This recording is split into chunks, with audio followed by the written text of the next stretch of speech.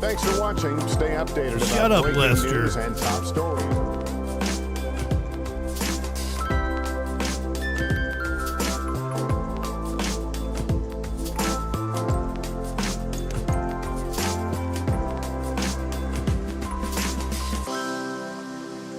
You live in sexual anarchy.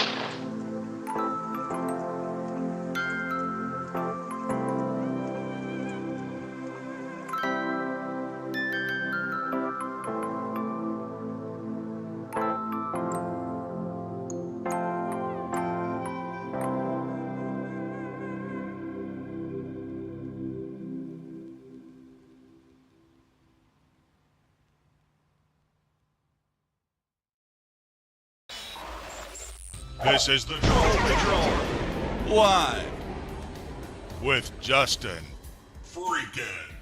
It was like in the PM on a Saturday night. I'm playing Grand Theft Auto. Warlord's like, where's the news? I'm like, it's a Saturday night. I'm playing Grand Theft Auto. I don't want to do the news now. This is the designated news time. Where's GTA? That's funny. I mean, don't tempt me. If you would you rather play GTA? Way more people watch me when I'm covering the news than when I'm playing GTA. Just saying.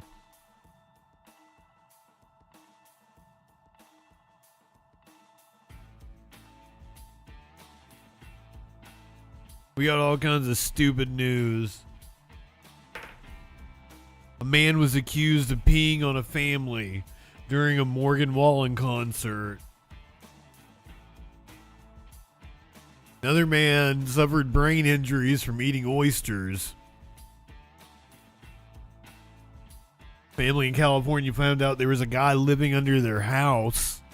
I got wild video of a driver trying to run over a family and their dog. A murder suspect in Kentucky survived a 40-foot fall. Woman in Detroit says police wrongfully raided her home. Wait till you see what this dude did after hearing his verdict. The case where he was accused of sexually assaulting a DoorDash driver. He testified on his behalf. I've got the testimony. It's too wild not to play. He had an outburst when the jury didn't take very long to return a verdict. After you see his testimony, you might find out why. Insane video from Houston of a man opening fire in traffic.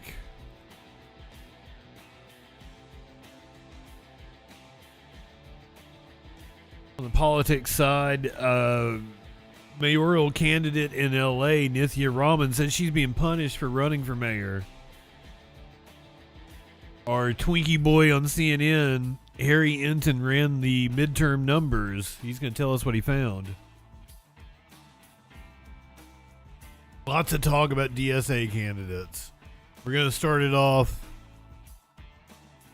Kentucky Andy Beshear. His dad was in politics and he was Steve Beshear. I think Andy's the kid. I remember. Andy was on Face the Nation today. Hakeem Jeffries on Meet the Press. DSA candidate Chris Raab.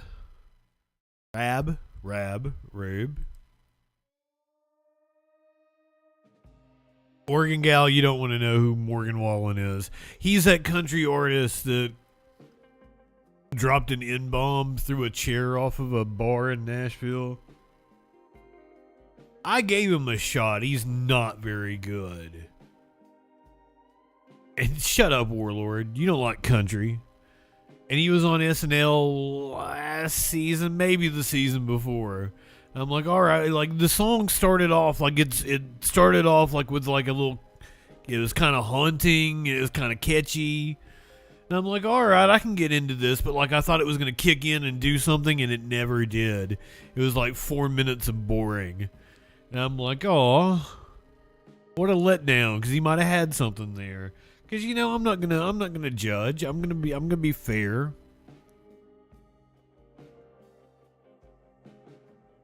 My musical criticism.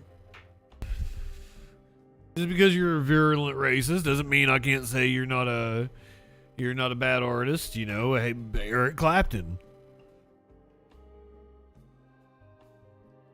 I don't tend to go out of my way to listen to Clapton, but if Lay Down Sally came on, I'm probably not going to turn it off, you know? Does that make sense? Let It Grow. Let It Grow's a really good song. I'd probably let that play. I ain't seeking out no Eric Clapton. There's talent despite the chuddery. Cicero, Big Ben, 4 years as a mod. Hell yeah. Warlord, you celebrated your, what, 5.5 or something the other day?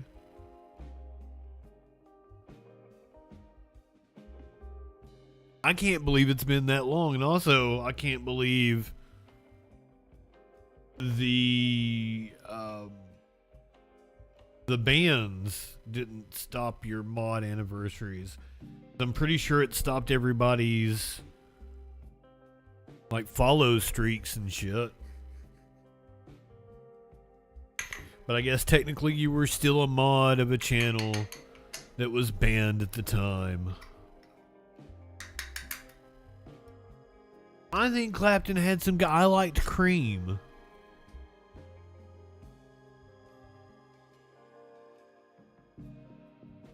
But I ain't going out of my way to listen to Clapton. If I do, it's probably going to be pirated. Yada yada. But you can be a racist and a good artist, I guess. It doesn't mean that Morgan Wallen's won, because he's not. I honestly don't know. Do the subtitles work, Smash? My plug-in keeps telling me it's crashing. I've been meaning to fix that. So I want to be accessible. I can't imagine what all it says. Reading my subtitles on the shorts I make are hilarious. Big Ben, Oregon Gal, Warlord. Did I run down what we're doing? I think so. Talking about how Bernie got screwed, AOC and her wokeness. Some horrific crime stories. There were like 7 mass shootings in the last couple days, so forgive me, I don't feel like talking about all of them. Just know it was just another day. Is that okay? Is that okay? Do I have to cover every mass shooting that happens? It's such a frequent occurrence.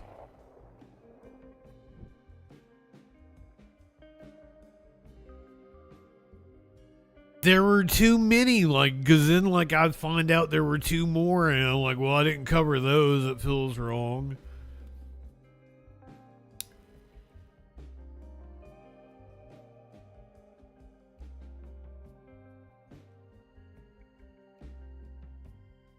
I've got a Trump-free show tonight, which I'm sure questions about Trump will be abound in the interviews on the Sunday shows. It's a Trump-free show if you want a little Trumpy boy out of your mind. He's been saying like, you're going on and on about it, but like he's said he was a communist or he would be the best communist like a 50 gazillion times now. Is this the first time you've heard him say that? Because he's done it before.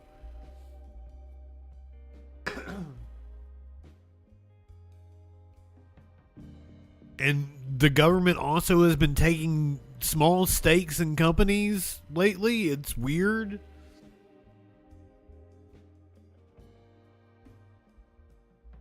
We're going to start off. I think one of the front runners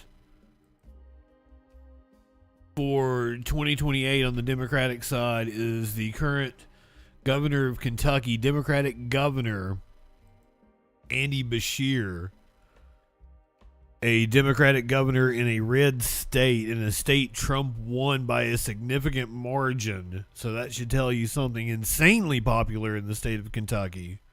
Welcome to Face the Nation. Margaret is out today.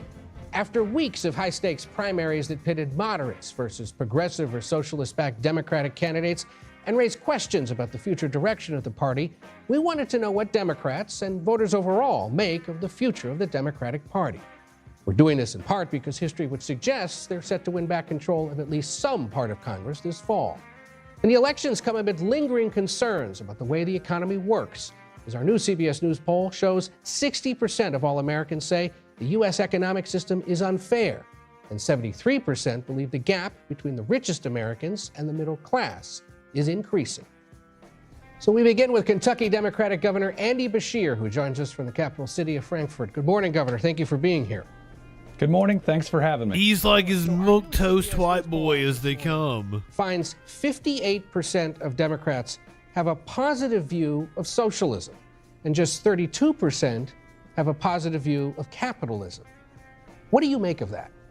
What I make of it is that people are struggling. They're struggling because the cost of groceries is too high. The cost of gas is too high. It's too hard to see a doctor. The rent's too damn high. The cost of that is too high as well. They're not asking for a lot. They just want to go to work, make a good living, be able to raise their kids, buy a home before they're 40, take their family on the same vacation they went on as kids. And right now, they're seeing a system that doesn't work for them. Now, I believe socialism is a failed experiment, but I do believe that we need to get results for the American people. And I think when you look at Democratic governors, you see those results. I've been proud to create more jobs than any other governor in our history. The average wage of a new job in Kentucky this year is over $32 an hour. We're building affordable housing in Western Kentucky and in Eastern Kentucky on top of abandoned coal mines with solar panels on the top so they're affordable to live in too. People just want to see results, want to believe that life can get better. The poll also finds rank-and-file Democrats want leaders to be pushing for making big changes, not smaller ones, even if they're easier to do. Also says they want to feel like the party is, as you said, leftist, there's worse places in Kentucky. Louisville is a fucking amazing city. I love it. About is what, given they're looking for big ideas, what would be your biggest, boldest idea that you're promoting these days? Well, I'll give you two, because people want you to fix the darn economy and they want you to fix the darn government. On the economy, it is time for an aspirational investment in housing that can bring down the cost. Fix the darn economy. Home ownership. People can actually see that progress all over the country. We ought to tie the federal dollars to speed. You've got to break ground and you've got to do it quickly. Get through the overregulation and the NIMBYism. But I tell you what, people also think this government is broken. So a fix the darn government constitutional amendment, it is time. It should outlaw partisan redistricting and enshrine part of the Voting Rights Act right there in the Constitution. It should create term limits for Congress and the Supreme Court. No more gaming those appointments. It should also overturn Citizens United and I think call for direct elections of the president and the vice president. That could actually make things work. A big idea that would, yes, change government, but in a way enshrined in the governor of Kentucky just called for abolishing the Electoral College. The Constitution where people would know it's going to get better. I didn't realize you support abolishing the Electoral College. If you're saying direct election of the president and vice president. Yeah, I've said it a number of times, and it's because in Kentucky, we will never see a candidate for president or vice president unless they're from here. Why? Because people just expect that it'll go one way or the other. It's the idea that someone would get elected not just knowing about 7 states, but having to earn votes all over the United States. I certainly think it's time. Speaking of presidential candidates from Kentucky, you told our colleague Aaron Navarro recently your decision on whether to run for president comes after your role as chairman of the Democratic Governors Association ends in December. You're traveling the country trying to get Democrats elected into governorships. You're appearing on programs like this one to get your name out there. I'm curious, what's left to decide? Well, I haven't made any final decision on that, but I am traveling the country because He's coming to an end elect Democrats as his term in governor. His term as governor in Kentucky. Ohio. We're fighting hard in Georgia and Nevada. We have great candidates. Even places like Alabama, we saw Democratic primary turnout double. I've never seen that before. So I'm excited about what we're seeing. For me, I would say that he is country to my kids or to anyone else's. We cannot allow an early favorite in 2028 for the Democrats. People to think that's if there's still an election. And whatever my role is moving forward, I just want to make sure that we can bring this country back together and then get results for the American people. The two biggest challenges we face are the level of division and the belief that the American dream is no longer real. We've got to make sure we address them both. The Democratic Party on Saturday officially set its 2028 presidential primary calendar, shakes it up a bit, and puts 6 states now in the mix to be voting before March of 2028. I hear you've been particularly active in South Carolina, but I'm curious more broadly, what does this new schedule do to help or hurt the candidacy of a moderate Democrat like yourself? Well, I consider myself a pragmatist. I get things done. I stand up for all my convictions, having vetoed every anti-choice, every anti-LGBTQ+, every anti-union bill that's come to my desk. But at the same time, I consider myself a pro-business Democrat because business creates good jobs that can pay good benefits that can make that American dream possible. My job is just to get results for the people of Kentucky. This schedule, I think, is going to make any candidate get out and earn it. I'm happy that there are 2 southern states in South Carolina and Virginia, because if the Democratic Party is going to be competitive in the future, we have to be competitive in places like Kentucky. I wonder if he's going to get asked about Medicare for all, because it's going to be a topic on other Southern Democrats have been morning shows. Left out, sometimes even looked down upon. But look at what we've done. We now have 3 Southern Democratic governors. Georgia gave us 2 Southern Democratic U.S. senators, and Roy Cooper in North Carolina is about to be a 3rd. Keisha Lance Bottoms is going to be the next governor of Georgia. We have scrapped our way back to the table, and I believe that the DNC saw the importance of the South. I mean, you certainly have to win in the Midwest, which is Michigan. I think Nevada shows how important our Hispanic and Latino population are. In the end, this says you got to win in big states, in small states, in all regions of the country. It'll make sure that we have a nominee that could be a good president for the entire United States. I want to take you to an issue that animates the left of the Democratic Party especially, but something you also reference, and that is health care, but more specifically the concept of Medicare for all. Back in 2019, you suggested that can mean 100 different things in 100 different ways, and that ultimately in your state, every Kentuckian needs access to affordable, accessible health care, and I believe the private sector often provides that type of health care. Do you still believe that, or has your thinking shifted at all on whether or not there are a lot of healthcare companies in Kentucky? Not some kind of more government-backed public option should be out there in a bigger way? Well, like I said, I'm a pragmatist. My goal is to get results in the next month and in the next year. And what I see right now is a healthcare system where costs are spiraling. And so the solutions that I see that government can participate in are direct negotiation of drug prices, given that Medicaid and Medicare are pretty much the biggest purchasers that are out there. They should secure a lower price and open that up to everyone, covered on any type of plan or no type of plan at all. I think that there is a role for government to bring down prices in healthcare, and they can do so quickly. We also need more transparency. Now, the idea that one hospital charges something twice as much as another hospital in the same town, but you might not know, is a problem for consumers. It shouldn't be like buying a car, a sticker price where you're not sure exactly how much it's going to cost. It should be open so people can make the right decisions and get the best quality health care at the best price. But let me say, I do believe that health care is a basic human right. And so I'm willing to have conversations with anyone who agrees with those things don't go together. Jesus said a doctor is for the sick, and look at what Republicans are doing. Their big, ugly bill could shutter 35 rural hospitals in Kentucky, fire 20,000 health care workers, but more than that, create a system where a pregnant woman in Kentucky might have to drive an hour and a half or 2 hours just to give birth. That's really wrong. So you're open to conversations about Medicare for all, it sounds like, but not necessarily sold on the whole concept. I got to ask you in our remaining moments here, you have been writing letters and trying to get updates on the status of Senator Mitch McConnell. Have you heard anything back from his office on how he's doing? I've heard absolutely nothing back from Mitch McConnell. And while he's given him an ultimatum. Getting better. I've known him my entire life. I wish him no harm. I actually wish him good health. His boss are the people of Kentucky. And this is why the Senate, the Republican-controlled Senate, feels so broken. They feel like they're not accountable to anyone. All he needs to do is call into this show for 2 minutes, or Fox News for 2 minutes, or do a video for 2 minutes to the people he's supposed to serve. But you know what? He absolutely refuses to do it. And then John Thune.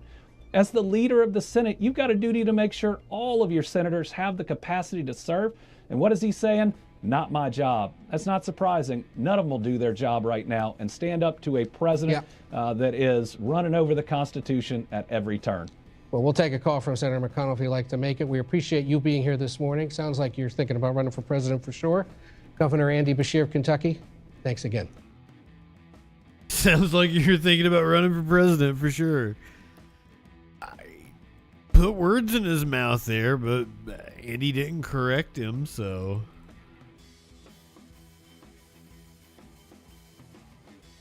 If the Democrats take the House, the man who will be Speaker of the House is Hakeem Jeffries. He was on with Kirsten Welker on Meet the Press. Welcome back. And joining me now is Democratic House Minority Leader Hakeem Jeffries of New York. Leader Jeffries, welcome back to Meet the Press. Good morning. Great to be with you.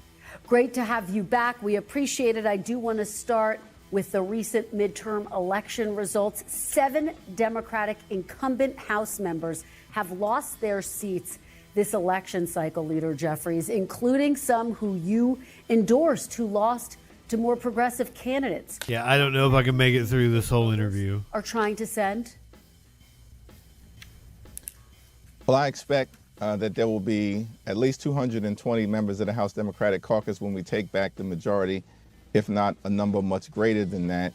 And what is clear is that the American people want us to focus on driving down the high cost of living and dealing with the affordability crisis that has created a situation in this country where far too many people are working hard, they're playing by the rules, but they can't thrive and can barely survive, which is why we as House Democrats are committed to fighting for an affordable America every day, every week, every month until we solve this crisis.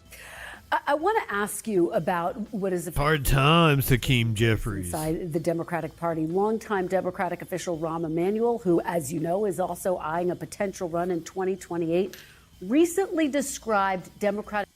Rahm Emanuel is eyeing a 2028 presidential run? No fucking way. That was the first I heard about that, and no.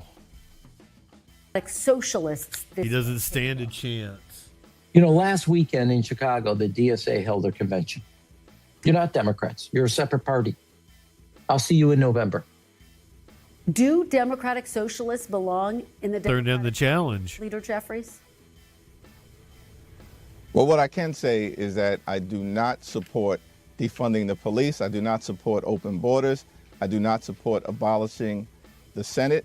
We're focused on actually solving problems that hardworking American taxpayers want us to solve, which is to lower the high cost of living in a situation where life is far too expensive in this country. That's the Democratic agenda. That's what House Democrats are fighting to achieve. Do you think, though, that there is room in the Democratic Party under the tent of the Democratic Party for Democratic Socialists? Is it big enough? Well, listen, I don't support the DSA agenda as has been articulated by the DSA we know itself.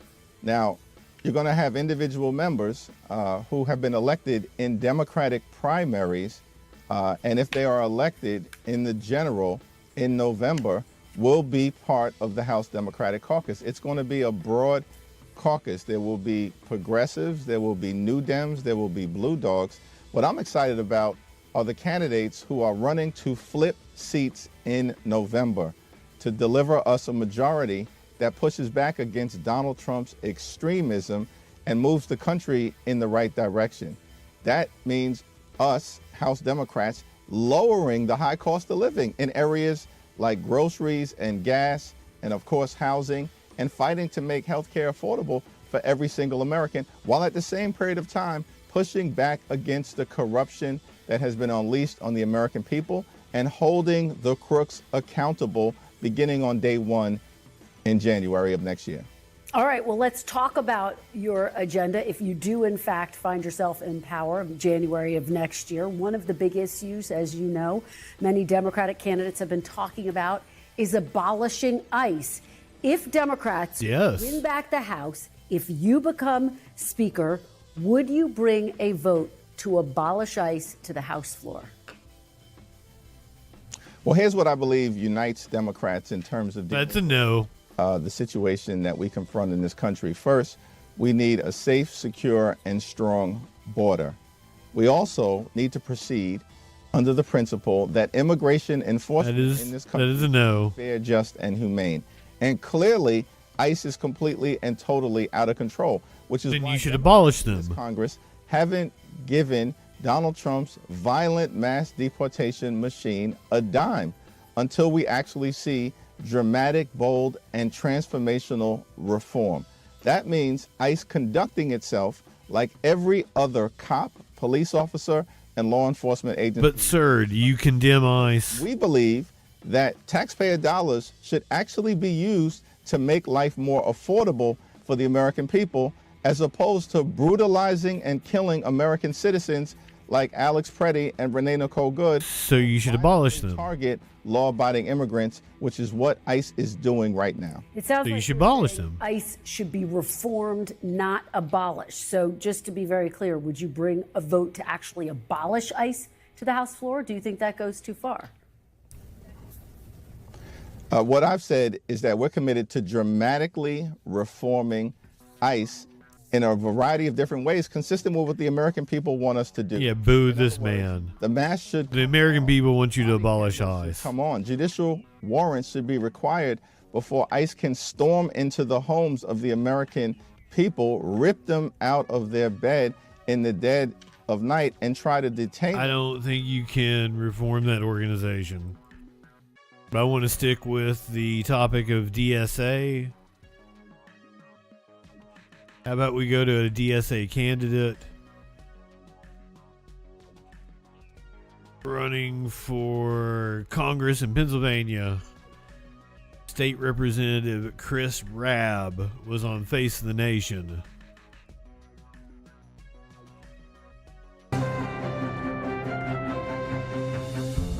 Welcome back to Face the Nation. We turn now to Pennsylvania State Representative Chris Rabb. He's the Democratic Party's nominee in the 3rd District of Pennsylvania. That includes parts of Philadelphia.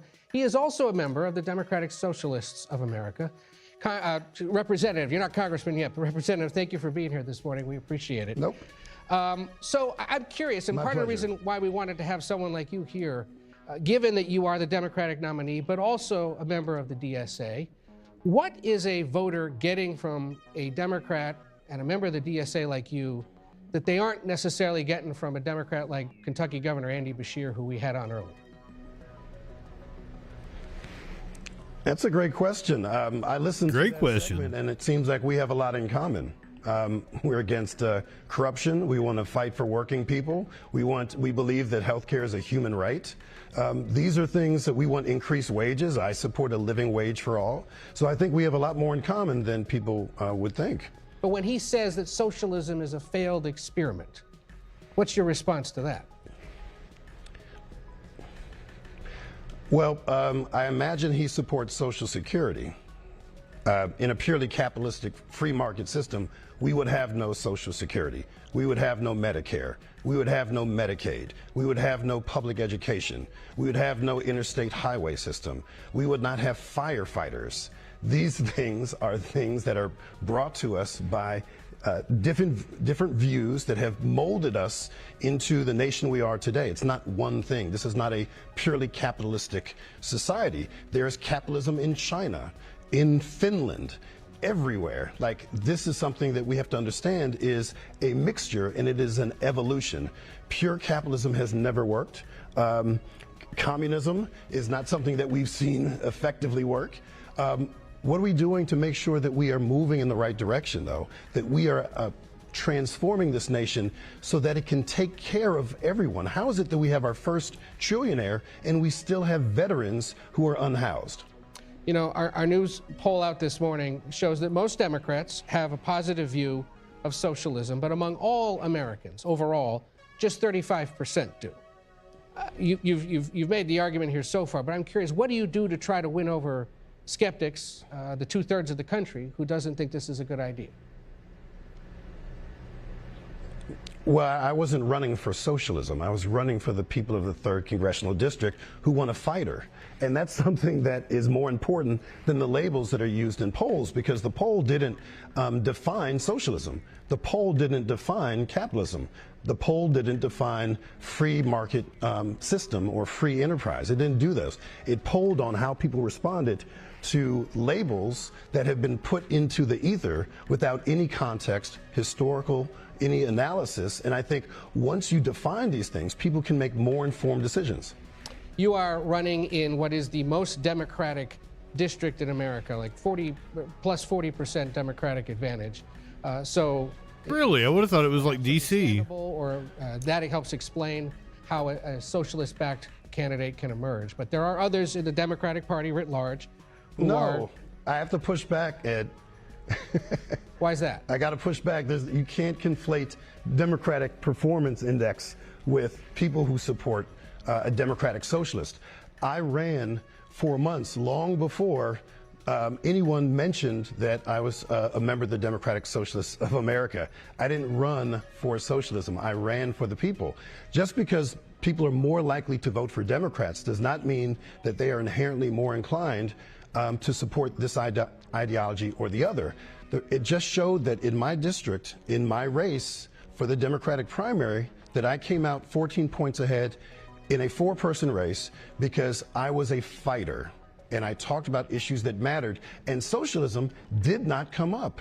Okay, and actually our poll this morning shows that Democratic voters overall are looking for fighters, or people who are certainly promising to do so. I do want to play, however, something that former ambassador, former Chicago Mayor Rahm Emanuel said this morning on Sunday morning. In oh, God, Rahm Emanuel again. Regarding the progressive versus rest of the party sort of split or discussion that y'all are having. Take a listen to what he said. This, again, I'm about flipping red districts to blue.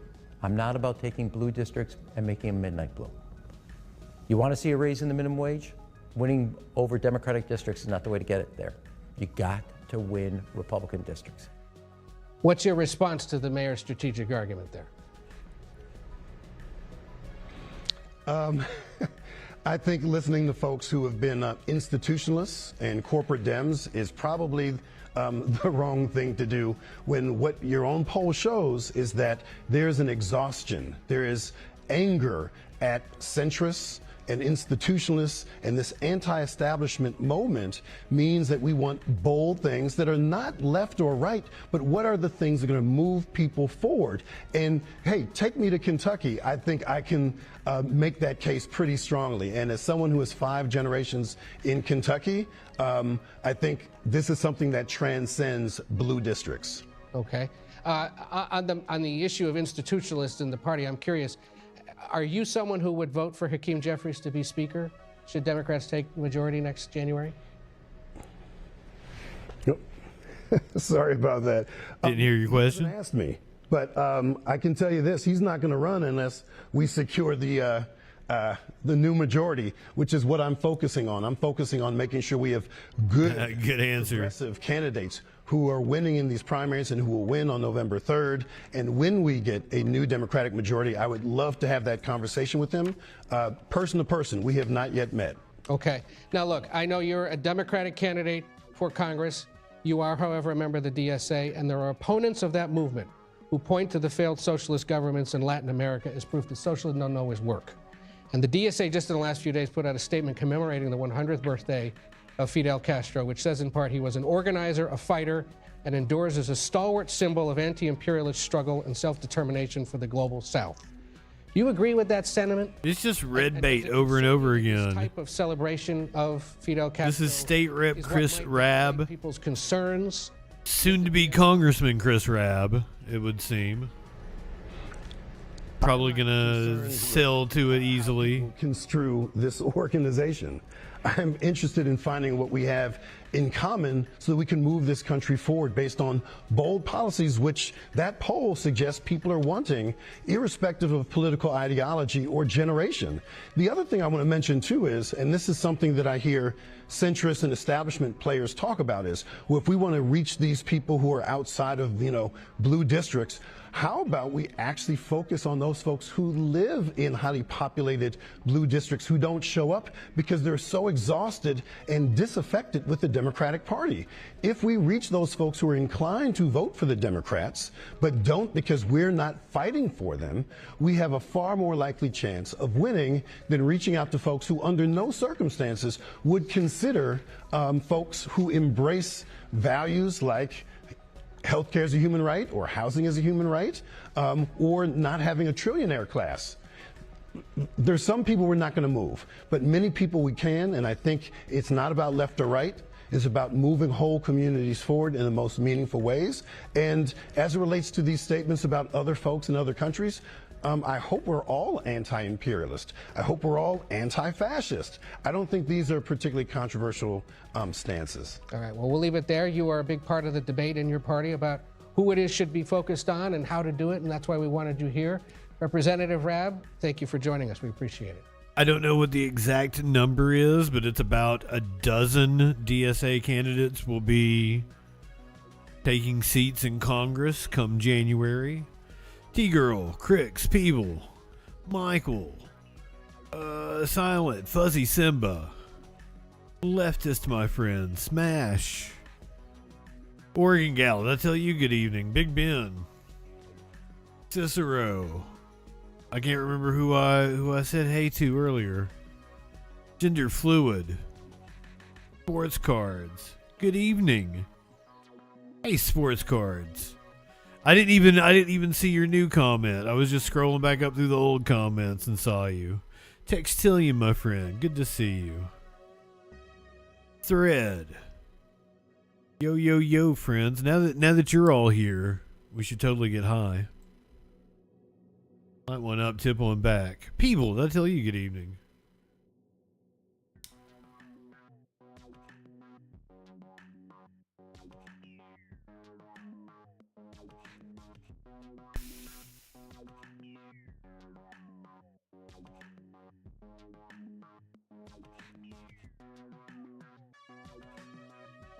We're keeping it in the fight over the DSA inside of the Democratic Party. But we're going to go back about 10 years. We're relitigating 2016, bitches. Get in the car. Byronic. Good evening. New book titled How the Democrats Screwed Bernie. Beanie time. Beanie time. God, do I even know where it is?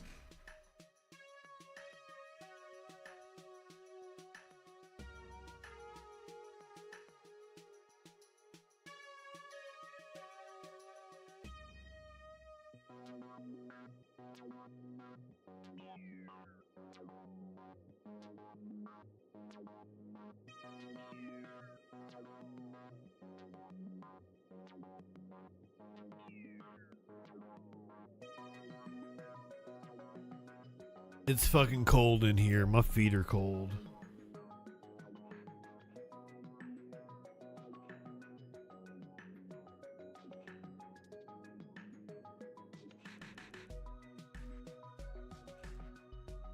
Where did Tim Pool walked off a Jubilee or some shit?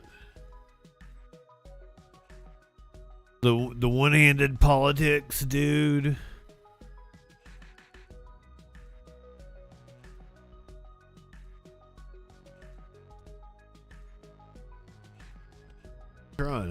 trying. I need a beverage here. Okay.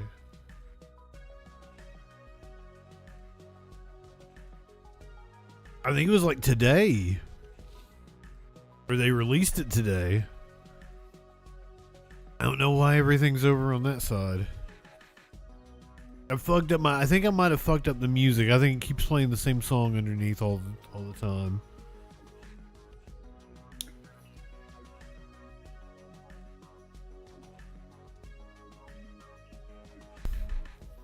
I had mixed feelings about 2016, right? Because like,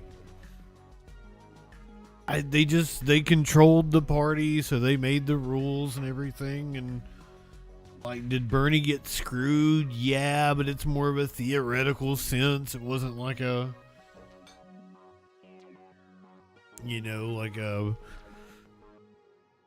went in and changed the votes. They just used, establishment advantage. New book says Bernie got screwed by the Democrats. Welcome back. In a new book, the chief strategist for Bernie Sanders' 2016 presidential campaign argues the party establishment conspired to prevent Sanders from capturing the nomination. The title, that ain't wrong. How the Democrats screwed Bernie. I spoke to its author, Tad Devine, earlier today, and here's some of our conversation. Tad, I promise we'll get to the book in a second, but in the here and now, what is happening in the Democratic Party? Is it an identity crisis? Is it a hard left versus regular left schism?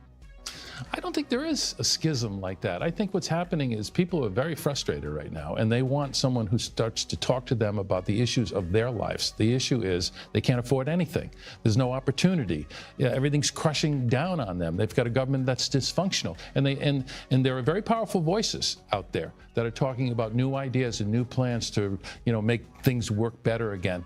I don't think the Democratic Party is nearly as divided as people think it is. I think, and what's happening in Wisconsin right now, is an example of that. You got someone who ran a campaign, the pollsters. By the way, primary polling is almost impossible, okay? Yes. When it comes to horse race. So, people are misled by that. But, people say, oh, what happened? How can this, Francesca Hong had a lead, right. thought to be the front runner, loses narrowly. Yes. Then they have a unity breakfast That's right. this morning. Yeah. Where everyone's on board. Yeah, and I'm not one of the Democrats. I am a Democrat, too. I'm not a Democratic socialist. And that's what Hong needs to do to build power. That's how politics is played. And run in November as a third party, because we're going to lose every election if that happens. Right. So I welcome them to be part of the Democratic Party, and if they participate and win, I think we should support them.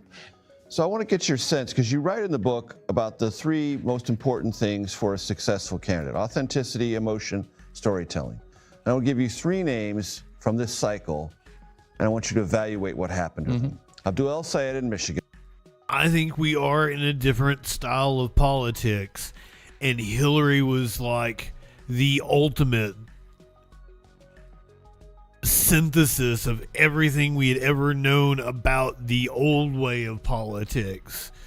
Just the completely manicured personality, totally rehearsed, everything scripted, robotic takes about everything, the never taking a position, and Trump was just like a breath of fresh air. It was just the right moment, lightning in a bottle, if you will.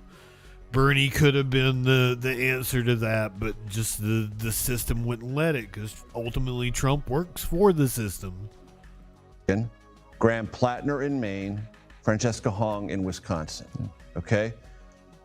El-Sayed is the one who's going to go on, who won his primary. Right.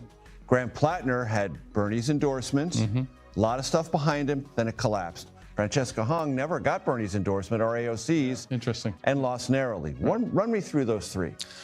Well, I think they all had a tremendous element of authenticity. They were different than the typical politicians. They presented themselves as themselves. They talked about issues that connected with the people. I think with El-Sayed, you've got a doctor who cares about health care. Okay, and that's about as authentic as it gets. And who ran in 2018 and is eventually saying the same things now he said in 2018. That's right. So there's a through line. There is. It's the authenticity. And for over 40 or 50 years, not just, a few years. So I think you had authentic candidates.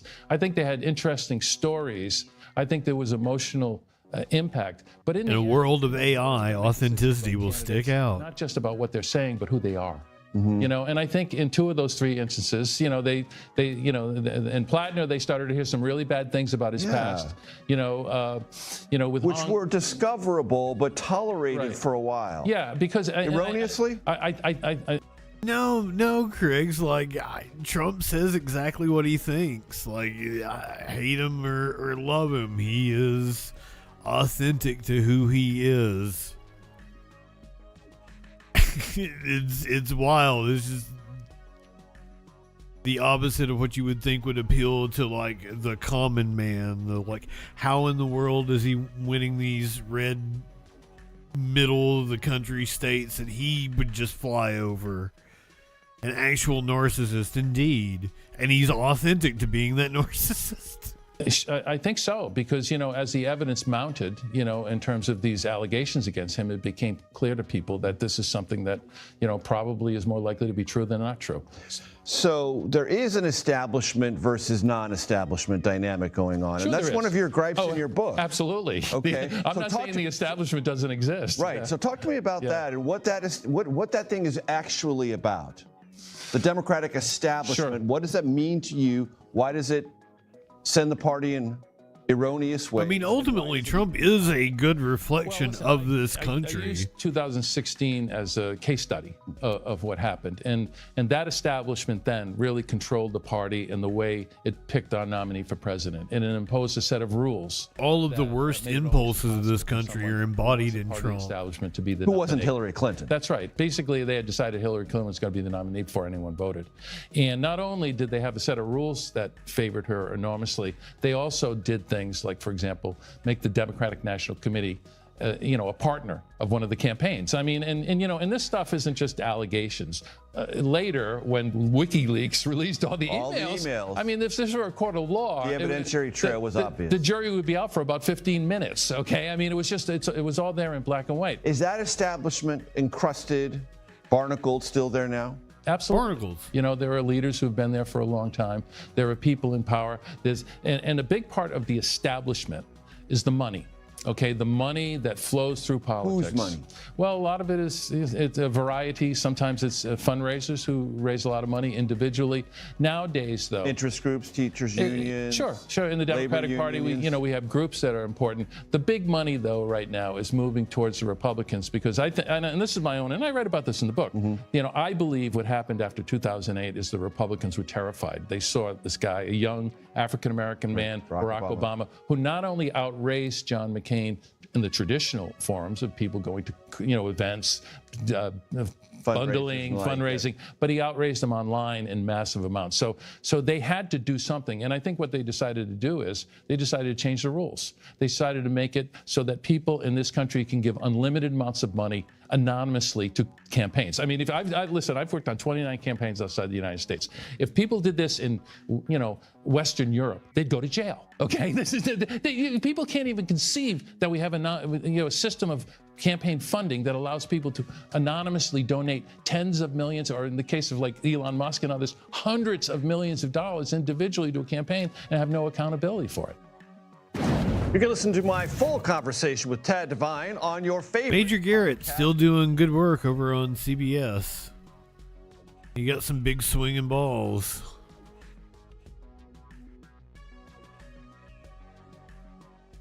Robbie Suave on the Hill taking aim at AOC. She apparently, I don't even know the quote that he's talking about. Like I saw it mentioned on Twitter or something. She said we're in woke 2 now, which I thought that was like Soy Pill came up with that. We're in woke 2.0. And Robbie Swab wants to take her to task for being like the catalyst of woke 1.0 or whatever the fuck. Are you with me? Is that enough setup? Up yours, woke moralists. We'll see who cancels who. How'd I fuck everything up? Like, I mean, why is everybody so horny here?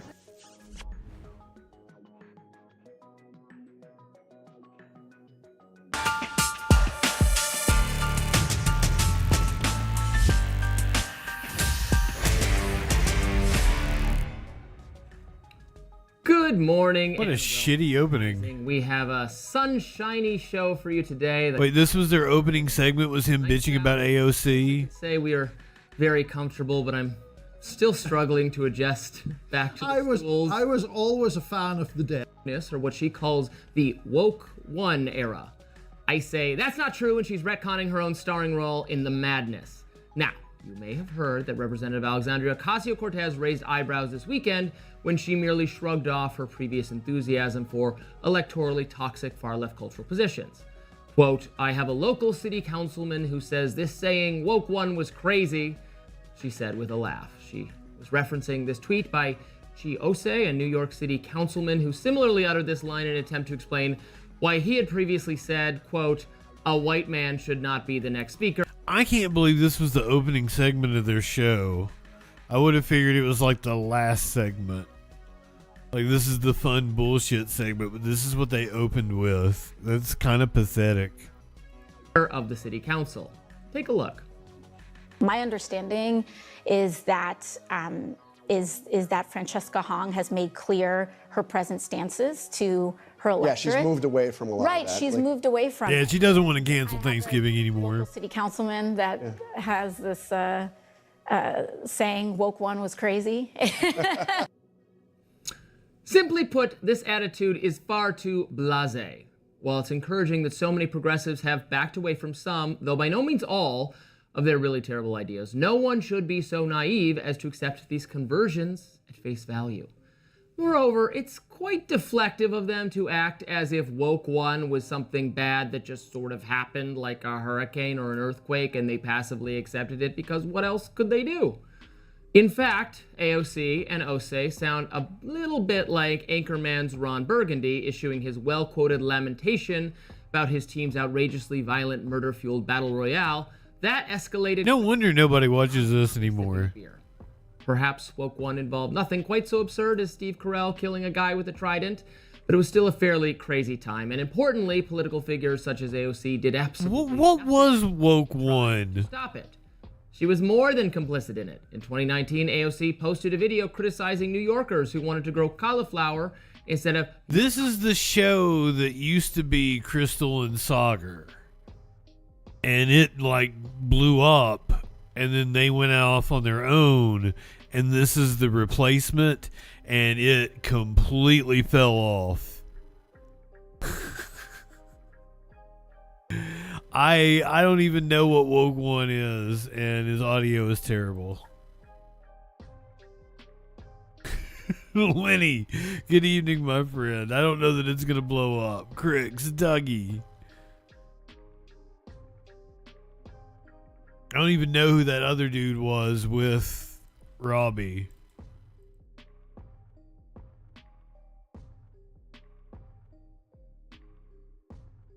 Drake, welcome in. There are actually videos somewhere of like Ryan Grimm next to Robbie before Ryan hooked up and went on over with like Crystal and Sagar, and it's Ryan Grimm and what Emily, whatever the fuck her name is now.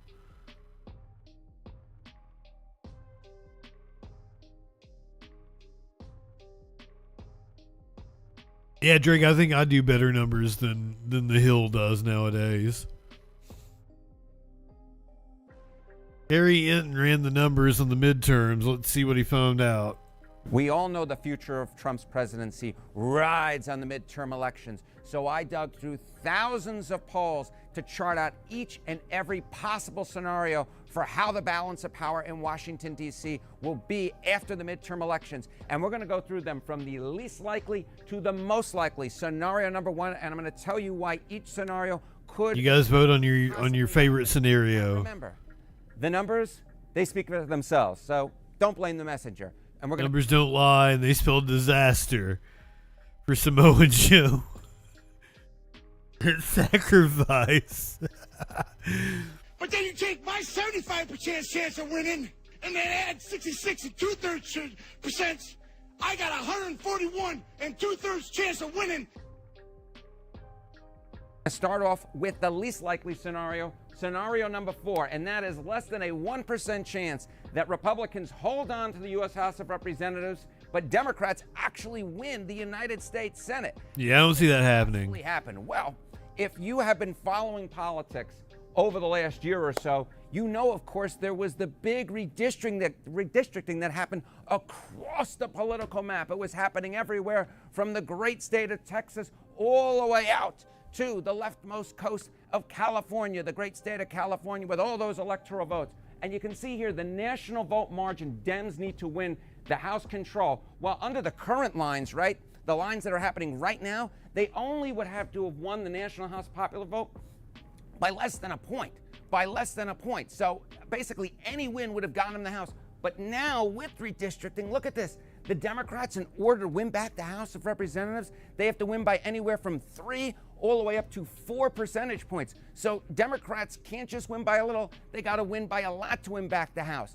On the other hand, what are we seeing in terms of the Senate that could make this scenario possibly happen, even if it isn't too likely? Well, it's all about Donald Trump, baby. It's all about Donald Trump. Look at Trump's net approval rating across these Senate battleground states.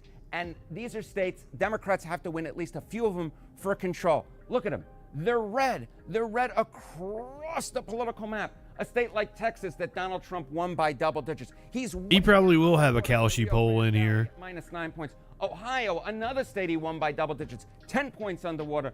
Iowa, the great field of dreams. Well, it's a field of nightmares right now for Donald Trump. He's 10 points underwater. North Carolina, the Tar Heel state, 14 points underwater. In Maine, where, of course, Susan Collins is running, and Democrats have, let's say, had some issues, but even there, look at that.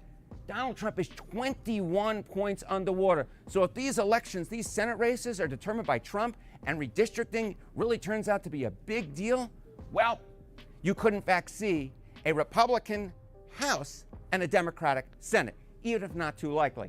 But more likely, how about scenario number 3? What are we talking about here? Well, this comes in at 15%, not too high, but certainly much higher than less than 1%. And that is a GOP sweep. I wish I had a broom. I'd sweep it across. But hold on, I'm going to tell. Nick, next time around, get me a broom, okay? Okay, sounds good. Okay, so a GOP sweep at 15%. How could that happen? How could that happen? It could happen. Take a look at the median seat needed to win control. These were the 2024 presidential results. Based upon redistricting, Trump won the median House seat by 5 points. My goodness gracious, that means that Democrats have to win at least one seat that Trump won by 5 points. What about in the United States Senate? It's even more difficult for Democrats. They have to win at least one seat that Donald Trump won, get this, by 13 points. Woof! That is very, very difficult indeed. So if the map looks anything like it did in 2024, well, Democrats definitely have their work cut out for them in the Senate and in the House as well.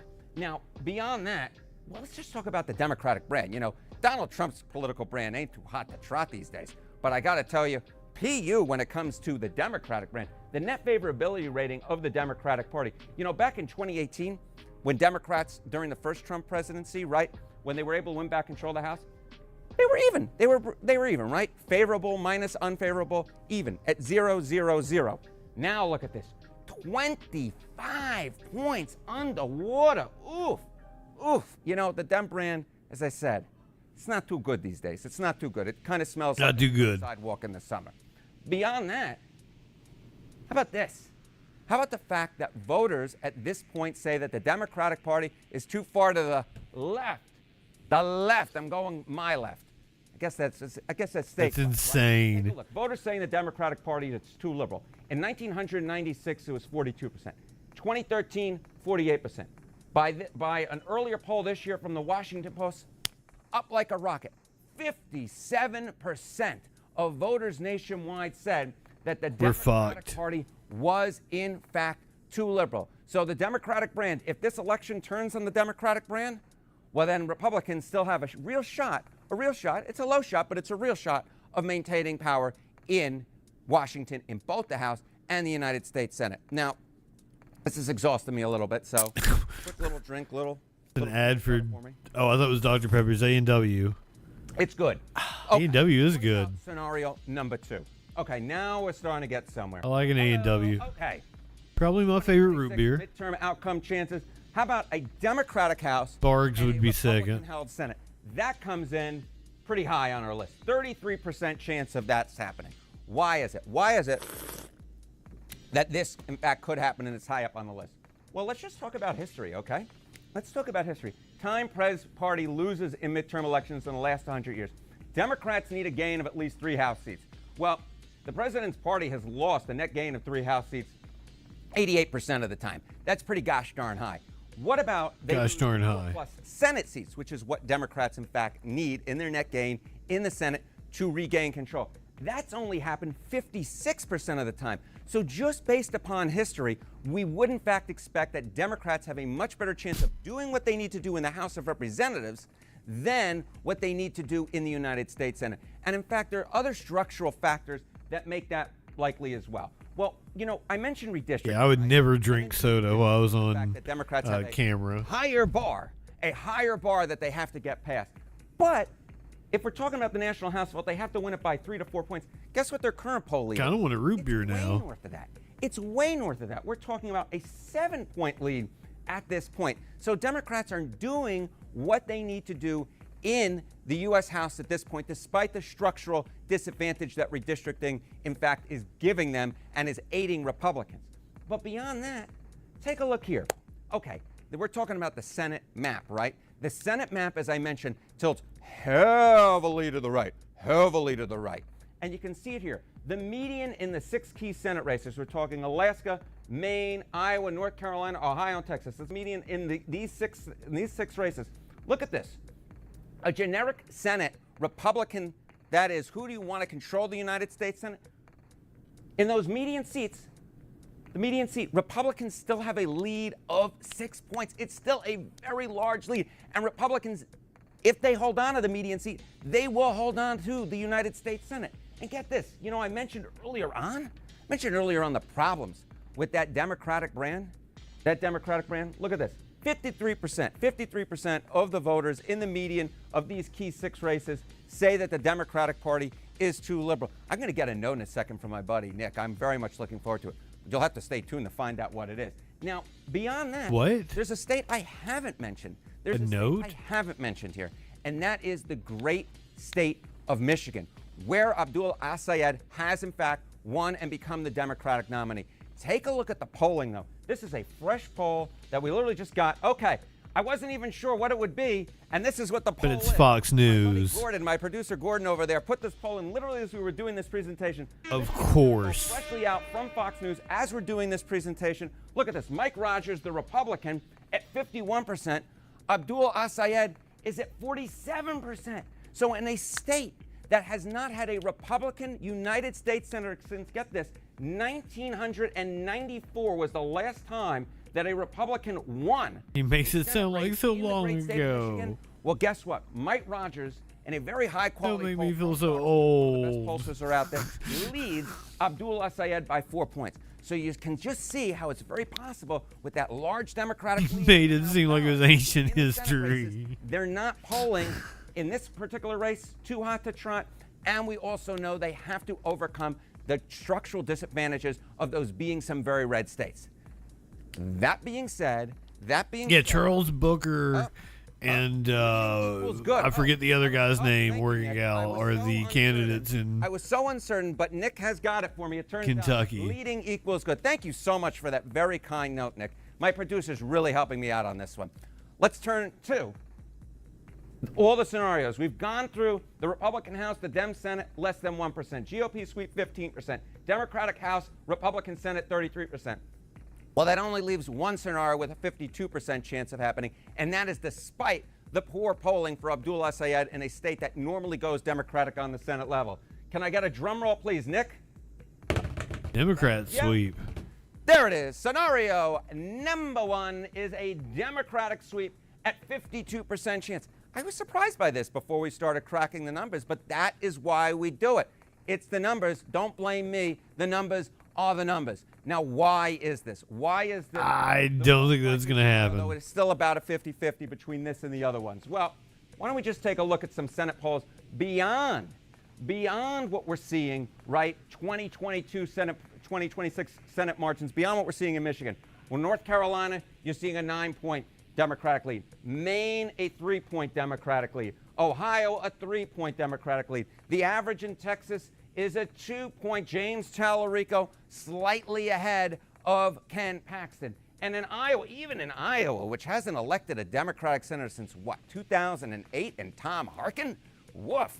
I believe he's the last Democratic senator elected in Iowa. It wasn't that long ago. Since I was born. Because it wasn't that long ago. So, you put this all together and look at the Senate map. What does that give you? What does that give you? Okay, Dems would, in fact, win the Senate with this map if, in fact, they were able to flip Ohio, if they were able to flip North Carolina, if they were able to flip Texas, way back in 2008, flip Iowa. If they hold on to their seats, that gets you. You can see it on your screen right here. Look at this: 52 Dems, and 48 Republicans. That's what it would get you. And what's so important here is, as we were literally breaking it down, right? We said, hey, maybe we got to go up to Michigan, and that becomes red, right? Maybe that becomes red. And what would that still leave you? Well, that would still leave you Democrats. It's Democrats winning Texas and Ohio.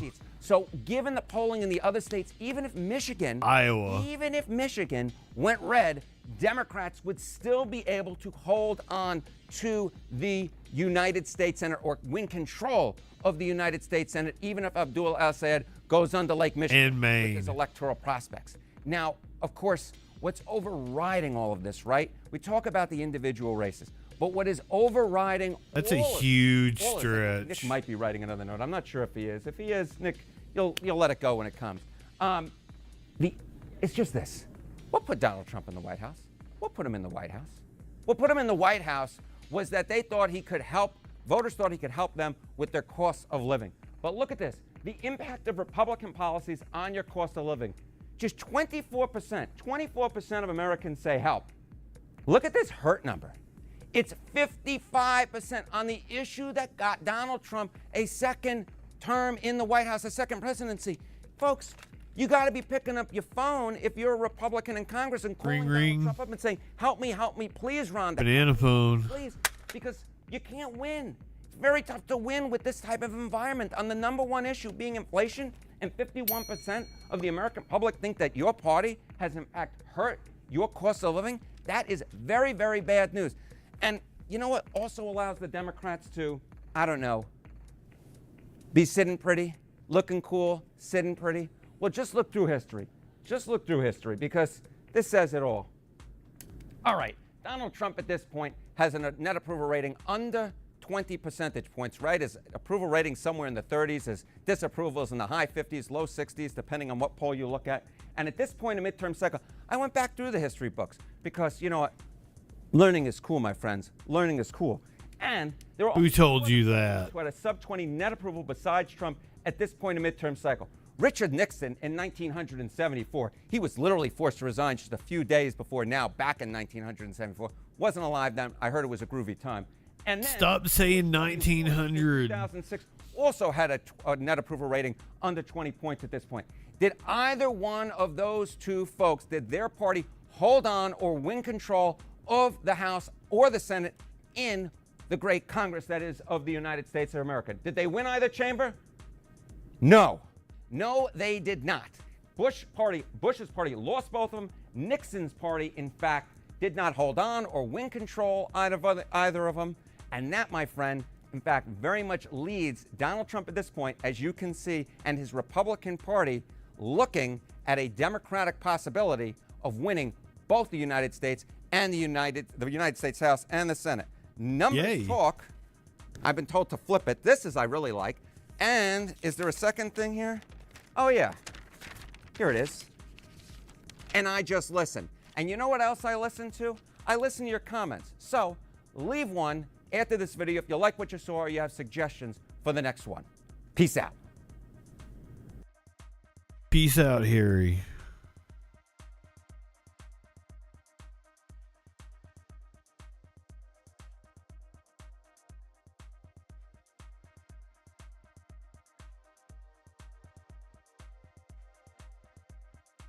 Smokey is purring incredibly loud.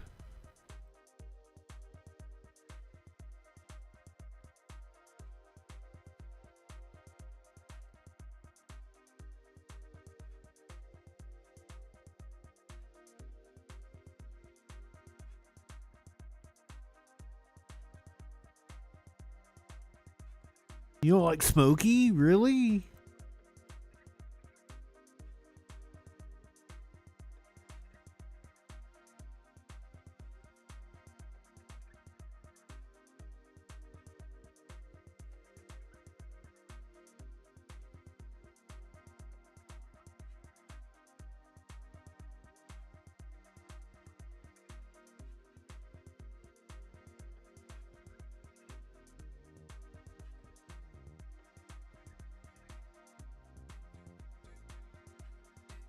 I know you meant Harry Enton. Ain't nobody just like Smokey.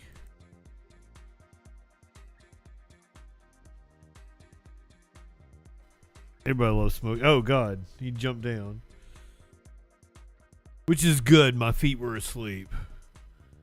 I was afraid to move because, you know, oh God.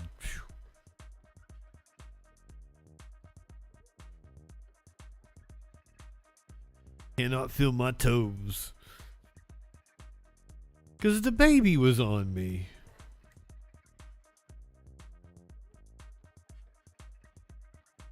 He had been there for 30 minutes.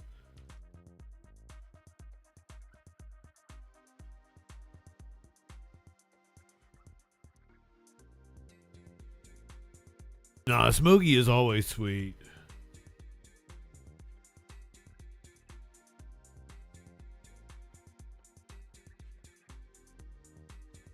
Maynard's the only cat I got this because, like, Smokey and Socks are both insanely sweet cats. Just loving.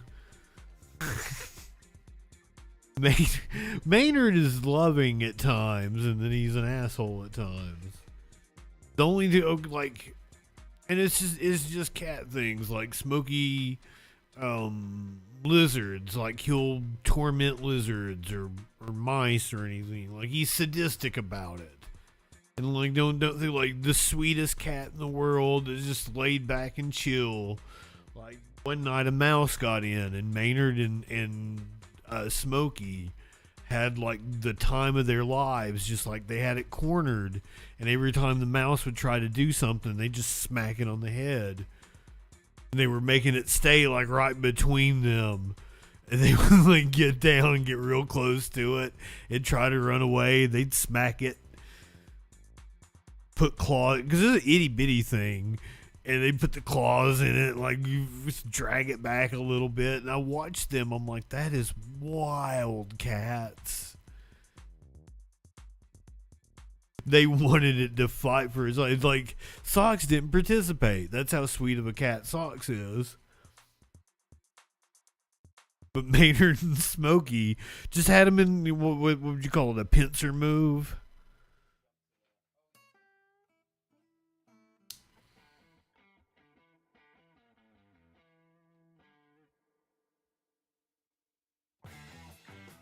Well, I might have been scared of the mouse.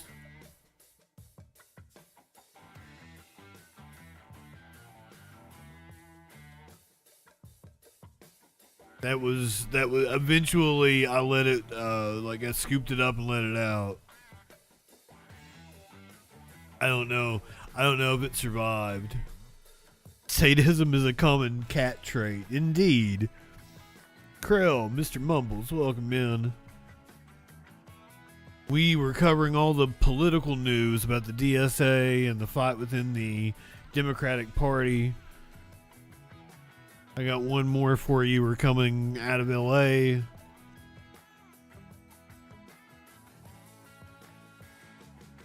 The further left candidate, I don't think she's DSA, but the further left candidate in the LA mayoral race, Nithya Raman, facing off against Karen Bass, says she is being punished for running for mayor. A city council member and mayoral candidate Nithya Raman now being removed as chair of the Housing and Homelessness Committee. This move is expected to happen later this week. It's something NBC4's Conan Nolan just confirmed, and he's here now with how this is happening. How is Raman losing this post? She has been a chair of the key committee, and that's been part of this negotiation or this campaign for mayor of Los Angeles, a committee on the LA City Council. She's been ahead of it since 2023, in large measure due to her experience in the field of homelessness and research into that field. We have learned, though, that Nithya Raman will soon be relieved of that position as head of the homeless and she can put her key in my ignition. Ally of Mayor Karen Bass. Hot and fresh out of the kitchen. In the California Post this morning and confirmed by Councilwoman Raman just moments ago, the president of the City Council, Marquise Harris Dawson, a strong ally of Mayor Karen Bass, plans on splitting the Housing and Homeless Committee on the City Council into two separate committees, one of them focused on housing, the other on homelessness, and that neither of them will have Councilwoman Raman as the chair. This comes after Raman's repeated condemnation of the mayor's Inside Safe program, saying it is too costly and ineffective. In a video released moments ago, the councilwoman suggested the move that was announced is retaliation. I might be getting punished for running against Mayor Bass, but Angelenos are the ones who are paying the price for these political games. Mayor Bass and her allies are protecting what we all know is a deeply broken status quo, one that is not serving any person here in the city of Los Angeles. So as you can see, they turned that into a quick campaign commercial on video. Now, the councilwoman has said that when it comes to the homeless count, and she's correct, homelessness has been reduced in her district. The mayor's office says that's because of the mayor's effort Inside Safe. Remember, they were allies, and at one point, Nithya Raman endorsed Karen Bass for re-election. Now, the mayor's office has said if you want to look at the homeless problem, look at the lack of leadership out of the city council, and that starts with the homeless committee. So, again, it's up to debate. The homeless issue is fundamental to this campaign. It was fundamental to Karen Bass's campaign in the first place. And the question is this retaliation? Or, as we will eventually hear from the council president, is this about a new day forward, looking at making sure that the response to housing and homelessness are not tied up in politics, and that's why they're split in the committee. But certainly this isn't a good look necessarily for the mayor. I mean, it's going to raise questions, and people will be talking about this. It's not a good look in the sense that it looks like the council president's doing her bidding. However, let's point out that Nithya Raman does not have one endorsement on the LA City Council, not one. And even members of the Democratic Socialists of America, some of her allies, you would think, they haven't endorsed her. So there's a good chance that there's plenty of support on the council for this move by the council president.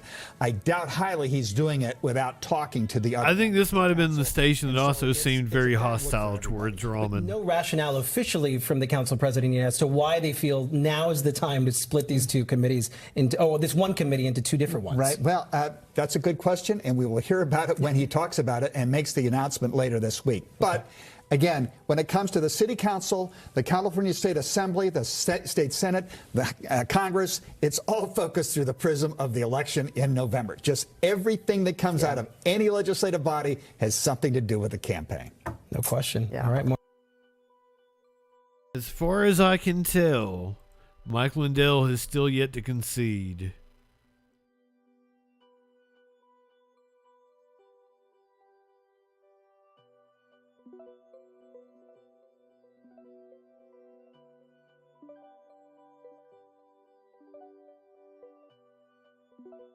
Fucking Mike Lindell.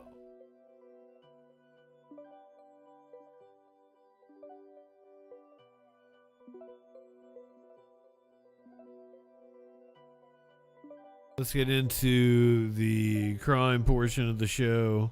We'll hit the content warning.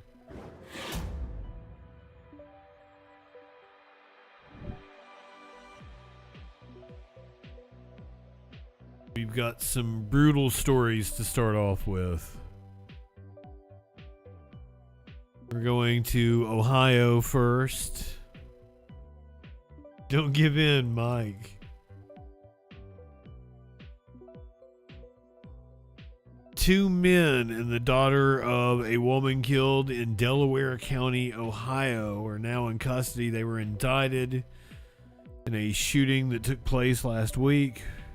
TV News at 11 with breaking news. Tonight, 2 Delaware men are behind bars, charged with murder in a 55-year-old woman's death. The woman's 18-year-old daughter is also in custody tonight, charged with obstruction of justice. Thank you for joining us tonight at 11 on air and on the stream. I'm Jeff Hogan. And I'm Yolanda Harris. Now, we first told you about this deadly shooting in earlier newscasts today. The Delaware County Sheriff's Office says just after midnight this morning, they received a 911 call from a home on Bean Aller Road. Somebody was in our house and just shot my wife. Did anybody get a look at him? No. My daughter was in the dog room in the back room. I was in the basement watching TV when I heard a gunshot. I ran upstairs, and my daughter was still in the back room. And then while I was looking at my wife, there was another shot in either the dining room or upstairs in the front of the front rooms. And then I heard the door swing open, and I just saw the back of somebody running out the door. When first responders arrived, they found 55-year-old Tamala Dutcher with gunshot wounds. She died at the hospital. Now, just 2 hours ago, the sheriff's office says they arrested 21-year-old DeJamius Payne and 20-year-old Christian Evans on murder charges. The victim's daughter, 18-year-old Brianna Dutcher, is also in jail. She's charged with obstruction of justice. Authorities say the investigation is ongoing. Well,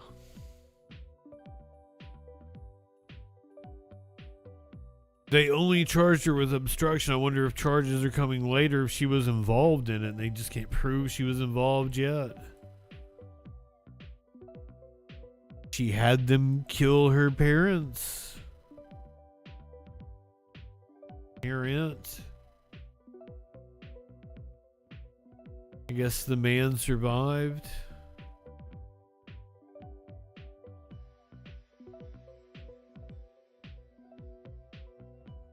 Going to Cincinnati, Ohio,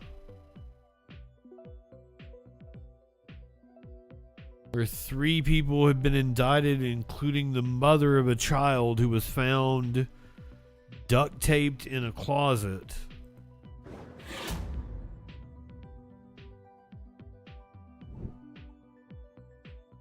A lot of crazy shit going on in Ohio. Well, in other news, 3 people accused of killing 7-year-old William Evans Ellis are now accused of planning the crimes together. Just when you thought this case couldn't get any worse. So William's mother, Caitlin Evans, along with her partners, Nathan Rankin, also known as Kirby Rankin, and then Nessa Keeney, were all indicted today on 13 counts each, including conspiracy to commit aggravated murder and conspiracy to commit kidnapping. Our WLWT News 5's Karen Johnson here now. She's been all over this case, trying to explain now how messages exchanged through the Signal platform are now part of this case. It's one of those things we've been wondering, was this just an act of rage or was this planned? Yeah, and going through the indictments, just seeing this a little bit is what really stuck out to me. I want to explain it all. Now, first, I want to start off, though, with the most serious charge they face. It's aggravated murder, which, if convicted, they face life in prison without the possibility of parole. But the conspiracy charges add a whole nother layer to this case. Prosecutors are alleging the 3 defendants agreed to commit the crimes and took steps to carry out the plan. 13 charges each, and an accusation that 3 people responsible for protecting 7-year-old William Evans Ellis instead played a role in his death. Caitlin Evans, Nathan Rankin, also known as Kirby Rankin, and Nessa Keeney were each indicted on 13 counts, including aggravated murder and 2 conspiracy charges. The defendants lived together and acted as co-parents of the victim. And as parents, they did have the duty to protect this child from harm, provide care and social support, and obtain medical care when necessary. But they failed miserably as parents. Last Thursday, Cincinnati police responded That was to an understatement. apartment where they found William dead inside a bedroom closet. Investigators say he was bound with duct tape so he couldn't move. The coroner ruled he died from blunt force trauma to the head. The indictment filed today alleged crimes involving the child took place between July 1st and August 6th. Prosecutors claim all three exchanged text messages through the encrypted Signal platform. The indictment also identifies an audio message Rankin allegedly sent Keeney through Signal on July 4th. The indictment claims those messages helped advance plans to commit aggravated murder and kidnapping, but does not reveal what was said. As for all of these monstrous crimes that were committed, I'm going to do everything I can to make sure these people never again see the light of day and never again have the opportunity to harm another child. The prosecutor says they are still investigating whether the case could become eligible for the death penalty. In Cincinnati, Police Chief Adam Henney was also present during today's press conference. He would not discuss details of the investigation, but said he is committed to making sure all of the first responders involved have access to resources. He said human beings are not supposed to see what they did last week. That is a lot of forehead. WT News 5.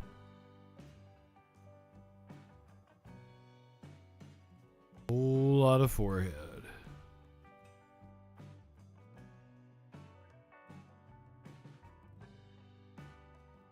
God damn.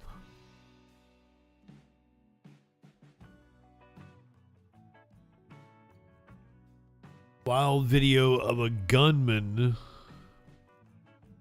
in Houston opened fire on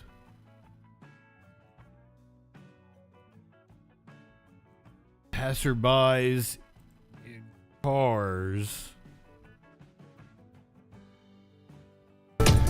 Good evening. Welcome to Friday. A woman and her daughter are among 3 people who were shot today while driving along a busy Houston roadway. This is really something. A man without a shirt on is seen in cell phone video firing a rifle at several vehicles this morning. He was then shot by police. Yeah, this happened around 11 this morning along North Wayside Drive near St. Louis Street on the northeast side. Orko Mena is there right now after speaking with witnesses. Harrowing stuff. What are they telling you, Orko? Yeah, Len, they described what unfolded out here this morning like something out of a movie. They say that the gunman was standing on this median here behind me, opening fire on several vehicles. Police spent hours out here investigating. They actually just left the scene in the past 15 minutes or so. Thankfully, the 3 people shot are all expected to survive.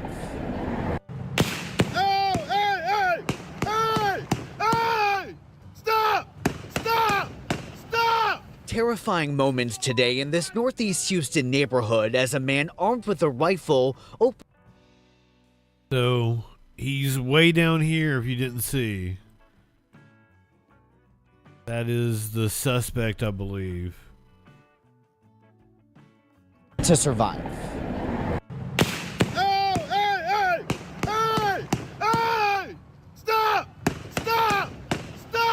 Terrifying moments today in this northeast Houston neighborhood as a man armed with a rifle opens fire at cars traveling down Wayside Drive. That just shot up that car. The rampage caught on cell phone video around 11 a.m. by David Davis, who works at this nearby chicken shop. Was he wearing a thong?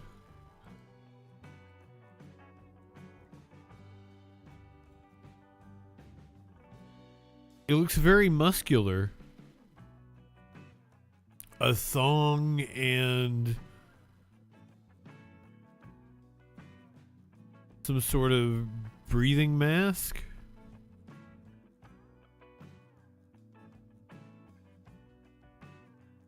No, those look like pants. He's got some sort of pants on. But are they sheer pants?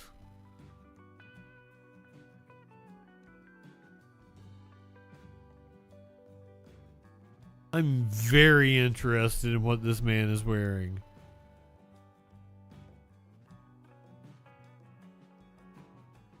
That's a hell of a fashion choice. Phone video around 11 a.m. by David Davis, who works at this nearby chicken shop. He shot at every car intentionally to hurt and kill. And the one, like I said, when I came out and I seen him shooting, me and my coworker, we tried to distract him because we didn't want him coming here and shooting up our customers. Houston police say the suspect shot 3 people, including a woman and her daughter, as well as a separate person in a different vehicle. The woman and her daughter were able to drive down the street to a nearby fire station where they got help from firefighters. A car parked out front had blown out windows. When he let loose like that in that car, man, I thought about my kids. And another vehicle parked near the chicken restaurant also has bullet holes. Police say the 3 people shot will be okay. I really thank them laws for coming real quick like that, man, because it could have been worse than that. Police say officers confronted the suspect outside what they believe is his home. The officers engaged with the suspect and discharged the weapons multiple times. The suspect was struck more than once, and he was transported to a local hospital where he is receiving medical attention. People who live nearby frightened this unfolded so close to home. What's going through your head? Like, is this really happening in my neighborhood? I've lived here for almost 4 years exactly, and I've never seen anything like this before. Police say three HPD officers and 1 DPS trooper shot at the suspect. And we know that Houston police, the DA's office, and the Texas Rangers are all investigating. And police also say footage of the incident will be released within the next 30 days. Reporting live tonight from Northeast Houston, Orko Manna, KHOU 11 News. So unbelievably crazy out there. Orko Did they Manna, kill him? Thanks for the update.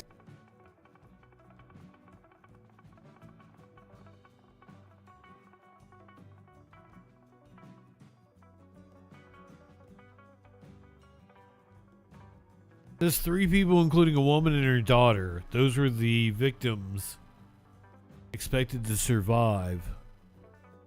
So I guess he is expected to survive after getting shot by the cops.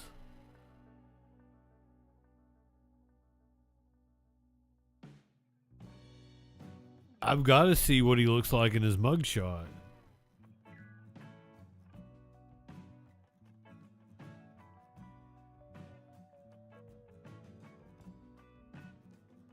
Three cops got burned in a standoff.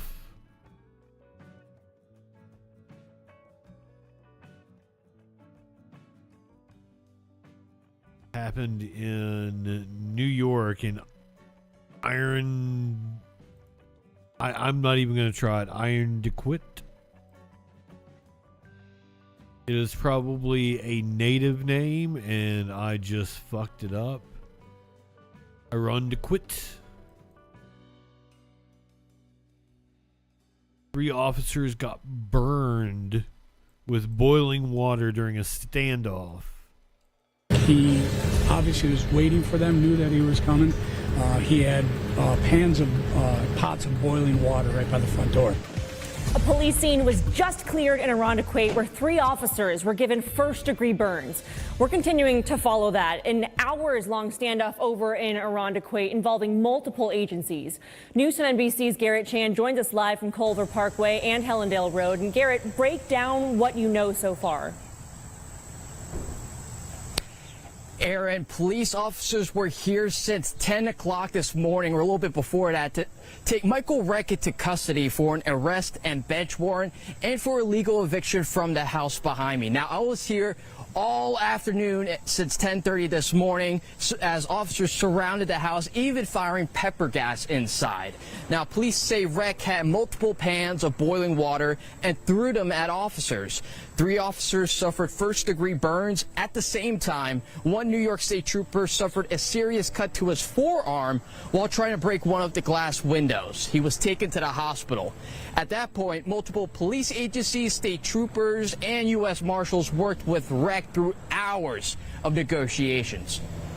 We didn't want to have an overwhelming show of force, and quite frankly, I didn't want to go inside and cause basically an officer-involved shooting. So we were out back. We pulled back and let kind of cooler heads prevail. Let the negotiators kind of do their work. And you know what? Negotiations can take 20 minutes. They can take 20 hours. Chief Peters says Reck was the only one inside the house during the standoff. At some point during the negotiations, Peters says there was a 3-way call involving Reck's attorney. Now, Chief Peters said the woman who lived at the home had filed legal eviction papers back in May, and today was a culmination of her trying to get her house back. We'll have more on the hours-long standoff in the investigation in this story on our homepage on WHEC.com. Live in Irondequoit, Garrett Chan, News 10 NBC. Thank you, Garrett. And Chief Peters says along with pans of boiling water, the suspect also had several knives. He's expected to face several charges, including felony assault for injuring officers. She kind of looked like Taylor Schabusiness. And you know what? I wasn't that far off in the name of the town. Irondequoit. Irondequoit.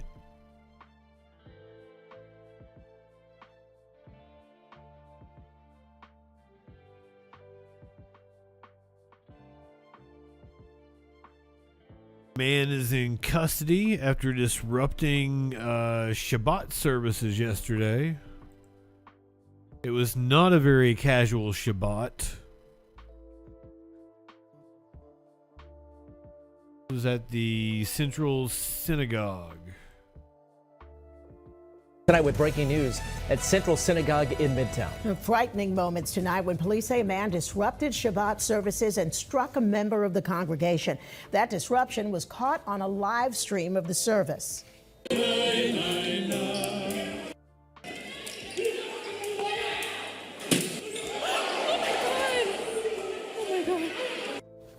The 63-year-old woman who was hit was treated for minor injuries. Police say the 46-year-old man also damaged the synagogue and spit on and head-butted a security guard. He is now in custody, and sources tell Eyewitness News the incident is being investigated as a possible hate crime. Congregants were understandably left shaken. I heard a loud pop, and the first thing I heard, we thought it was a gun. We thought it was a gun. He was just ranting and raving and yelling him, and it looked like a maniac. But I wanted to go undercover. I mean, I thought, who the hell knows what he's going to do? We're resilient, and we go on. Services. Oh, she meant take cover. When she said I wanted to go undercover, I was like, "What, are you going to put on a mustache? You're going to try to infiltrate his Nazi group?" I was confused for a moment there. I guess she meant take cover. Ranting and raving and yelling him, and it looked like a maniac. But I wanted to go undercover. I mean, I thought, who the hell knows what he's going to do? We're resilient, and we go on. Services continued. Mayor Mamdani tonight saying he is horrified by the assault, adding, quote, "This despicable act has no place in our city, and our administration will do everything in our power to keep Jewish New Yorkers safe." Also, we're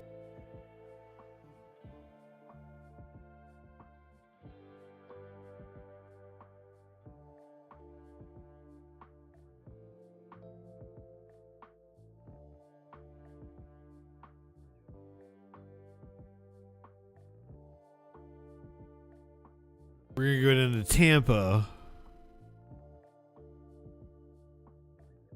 And I'm going to once again hit the content warning. We got a lot to unpack here. This man was found guilty of sexually assaulting a DoorDash driver.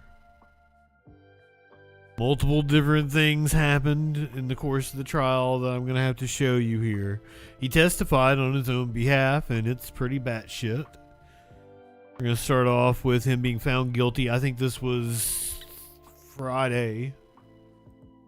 A news alert out of Tampa, where the jury has reached a verdict in the case of a man accused of kidnapping and raping a DoorDash driver, then shooting one of the women who came to her rescue 3 years ago. The verdict coming hours after Joseph Killens testified in his own defense, outlining an entirely different version of the events that night. Fox 13's Kylie Jones has been following the trial, joins us from the newsroom. So what's the verdict, Kylie? Linda, the jury found Joseph Killens guilty on all counts. Those charges included sexual battery and kidnapping, and it only took the jury less than 29 minutes to come to that verdict. Killens did take the stand against his own attorney's advice. That was this morning, and things did get heated. It was an emotionally charged day in the courtroom. He claimed the victim was pursuing him, but prosecutors pressed him, arguing his story just didn't add up. Prosecutors say that back in 2023, a 20-year-old woman was delivering a DoorDash order to a hotel in Tampa. She told them that as she got out of her car, Killens held her at gunpoint and demanded money. According to investigators, Killens then forced her back into her car and made her drive around for about 2 hours. At one point, Killens, investigators say, demanded that she perform sex acts on him and threatened to sexually assault her. Again, this morning, Killens testified that he had met that victim before and that they had had an intimate relationship. He claimed the victim wanted to be in a relationship with him and that he tried to break things off that night. And she was trying to get away from you after everything that you had just done to her. No, let's go ahead. I have the full breakdown. Now that you have the story, let's get him on the stand. This is the full thing. Speak loudly into that microphone so that we can all hear what you have to say. And just like I've asked everybody else, tell us how to spell your first and last name. Joseph Killens. Joseph, last name Killens, Killins. All right, thank you. You may proceed. Thank you. Good morning, Mr. Killens. Good morning, sir. Mr. Killens, I'm going to need your voice to be up a little bit loud. Rich, can you help him out and move the I didn't want microphone? to talk slow. I didn't want to talk real loud, but No, I can do it though. We got to hear you. Yes, ma'am. Okay. All right, go ahead, Mr. Hackworth. Sorry. No problem, Your Honor. You've been convicted of 9 felonies, correct? Yes, sir. You've been convicted of 3 crimes of dishonesty, correct? Yes, sir. All right. Tell us what happened that day. What day? The day of the allegations against you. Well, that day there, it was like in April the 18th, I made a phone call.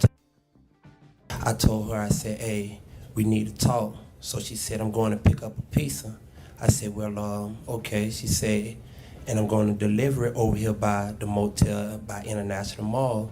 Based on I am very familiar over there by that area, I said, well, what motel are you going to? Because there's 2 motels right in front of International Mall. Give me the name and I could tell you. So she gave me the name and I said, that'll be the one that is right directly across the street from International Mall. I said, by the time you get there, I will be there.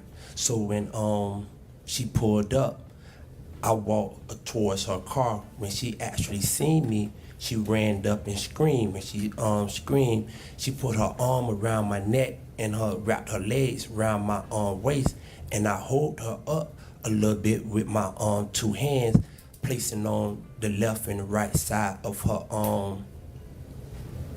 titties, buttocks, and carried her a little bit more over to where her vehicle was and rested my back on the back of her vehicle. She stood in front of me, and if I look, I can look directly at Outback Steakhouse. If I turn my head, that'll be the pool right there. So me and her was talking for. They got blooming onions at the Outback. Right there where we was. So I said, I don't want to be all day talking. So she got in the front seat. I was finna get in the passenger seat, but when I opened up the door and seen all those water bottles right there on the floor, that's what made me get in the back, right directly behind her. So I said, let's go to my grandmother's house and I take those water bottles and throw them in my grandmother's garbage can. That's what I did. We get in my grandmother's house, I take the water bottles out, not all of them, just, it was like about 4 or 5 left right there on the floor. And I throw the rest of them in my grandmother's garbage can, put my grandmother's garbage can back up where it was. Then I sat in the car for a little minute. Her first panic attack was right there in front of my grandmother's house. That's when I calmed her down. I took my right hand and rubbed it on her chest and said, calm down, baby, calm down. Just breathe, calm down. And as I'm saying that, I'm taking my right hand, rubbing it on her chest, telling her to calm down. Then I unrolled her window turned the AC on full blast and stuff. So as I'm in front of my grandmother's house, and at first, that's when I first told her, I said, listen, I don't want to be with you no more, not like that. This here is over with. When I first met you, I told you, we just gonna have, this is just gonna be like this, no strange attachments. So when I left to go to my grandmother, he might have been saying that to her, but he also had her at gunpoint during this. She said, come ride with her to Tiny Country. I said, why? Nah, this ain't working like that. So she asked me again, and she said, please come ride with me. I said, okay. Now this is what I'm finna tell you now. When I get in this car, I'm finna go to sleep. So when I get in the vehicle, I adjusted the seat, laid back, and I went to sleep. If you want me to repeat that again, ma'am, I adjusted the seat back so I could have went to sleep. And that's when I went to sleep. And I was asleep all the way until she hit me on the left side of my leg, because I'm a hard sleeper. And based on that car just slamming on brakes, that would not have woke me up. And that seat was adjusted for a person to be very relaxed. He was very comfortable in the chair. What happened next? Then we got to the apartments. When we got to the apartments and we went all the way to the back, she backed her car in. She performed oil sets on me. And hey, she threw it up in the center of my lap. I took the jacket from the back seat, cleaned myself off, and all that. I wasn't finna get out with all this throw up just sitting in the center of my pants and my ejaculation in the center of my pants. Anybody in their right mind ain't finna hold somebody at gunpoint and then force them to perform oil sets on them. That'd be kind of crazy. And I mean, I was sitting there, like I say, by. Yes, sir. I agree. Nobody in their right mind would hold somebody at gunpoint and have them perform oral sex on them. I think the argument is that you are not of the right mind, and that you would indeed do something like that. You can't just have your vomit and ejaculate mixed together on your lap. You can't. Fall and all that. I wasn't finna get out with all this throw up just sitting in the center of my pants and my It is ejaculate. Ejaculation in the center of my pants. Anybody in their right mind ain't finna hold somebody at gunpoint and then force them to perform oil sets on them. That'd be kind of crazy. And I mean, I was sitting there, like I say, by a good little minute after that, and I seen the black car pull up. When I seen the black car pull up, I said, I know that ain't who the I think it is. So she turned her head towards in that direction, and she looked too. And I was like, what the So, Yada YSD pulls up in front, because YSD was driving. She pulls up, she get out. NSD was on the passenger side. She gets out, she comes on my side. YSD goes on side. So when she was on side, she said, man, what me and you done talked about? I said, man, listen, man, I told you one time, man, no disrespect to the ladies. I said, nah, I told you one time, I don't care how much y'all got this gay thing going on, but you can't do what a man can do. So me and her had changed a couple words. She pulled out a gun that was in her pocket, and I can specifically, when I seen it, I noted what it was. It's all chrome with a black grip. And she pointed at me. She's mostly under the tree, pointing directly at me. Her first fire was at that's how not NSD gets shot. That's how she gets shot, because she tried to shoot me, but she messed up and shot her sister right here. It went through the window and shot. I turns around and shoot back towards that building, how her car was back then. I'm going backwards, not front. The building that's in front of the car. I'm going behind how the car is back then. Okay. So you've just described the gunfire. What happened after the gunfire? They ran. Okay. They got away. What did you do? They ran.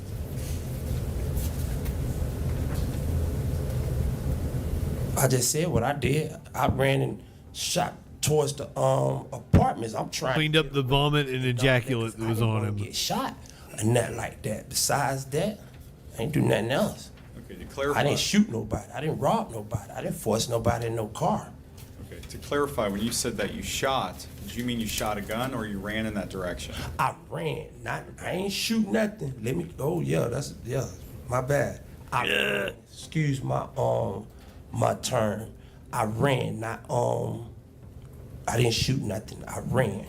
Okay, eventually you stopped running. I stopped running when I got through that building right there, when I was completely out of that breezeway. What did you do next? After that, I walked around for a minute, and then I went back where the car was at.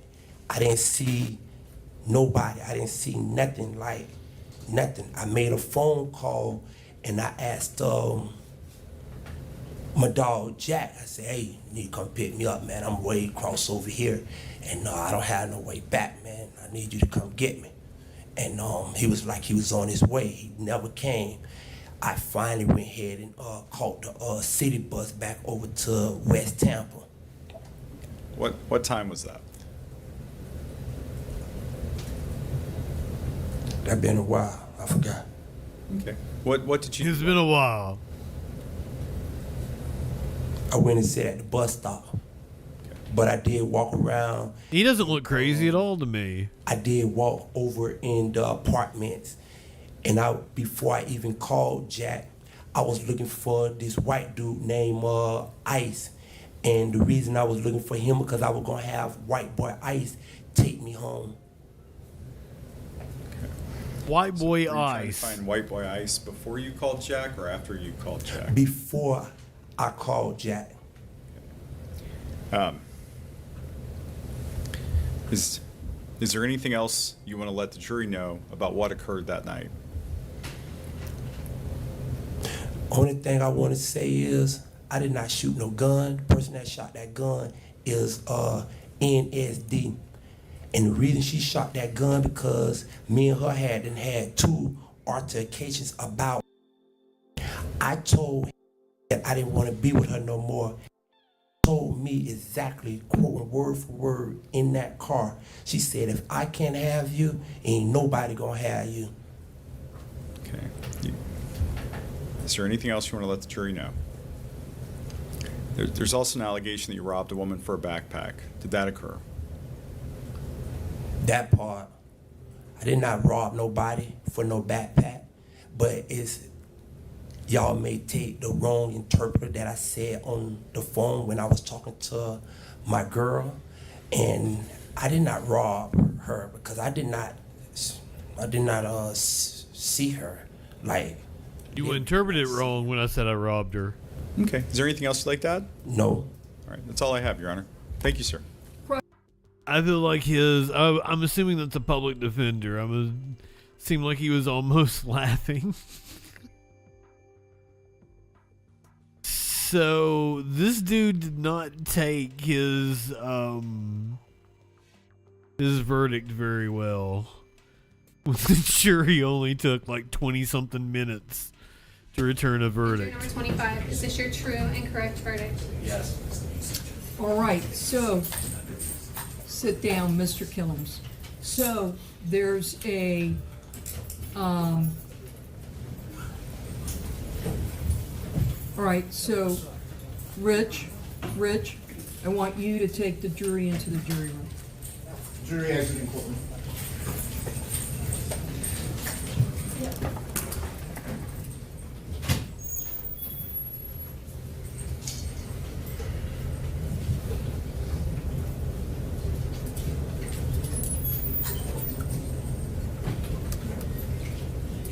What's going on, Mr. Killens? Man, that bitch man. I ain't do no shit like that to that mother. I don't want to tell Naya and them what happened, man. He goes in the holding cell. Make sure the closed circuit TV's working. Mr. Hackworth, I don't want you to go in, but I want you to go back in a few seconds and make sure the closed circuit TV's working that we've had set up. Yes, and ma'am. he's going to watch this part from in there. Yes, ma'am. Okay. Do you want me to take his stuff back too? There you have it. Sentenced to life.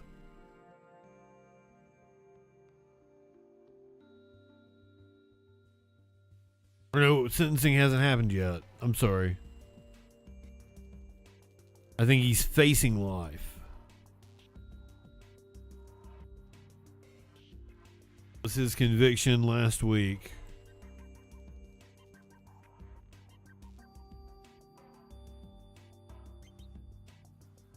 Let's go to South Dakota. South Dakota troopers are in the middle of a manhunt. I'm not gonna tell you. I'm not gonna tell you. Let you see for yourselves. They're in the middle of a manhunt. What they say, purple? What's that? Purple shirt?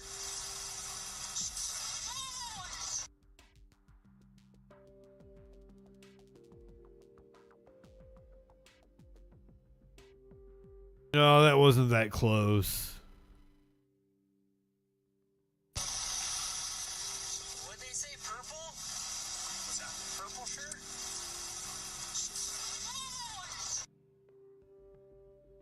I think that's God telling you don't need to be out there, boys.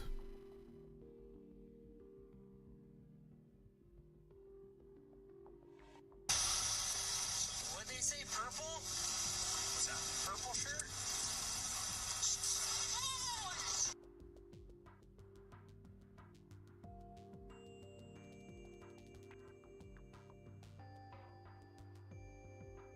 It was a thick one.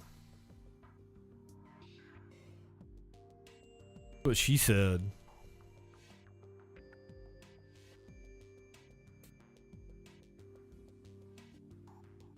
Woman in Detroit says that the cops wrongfully raided her home.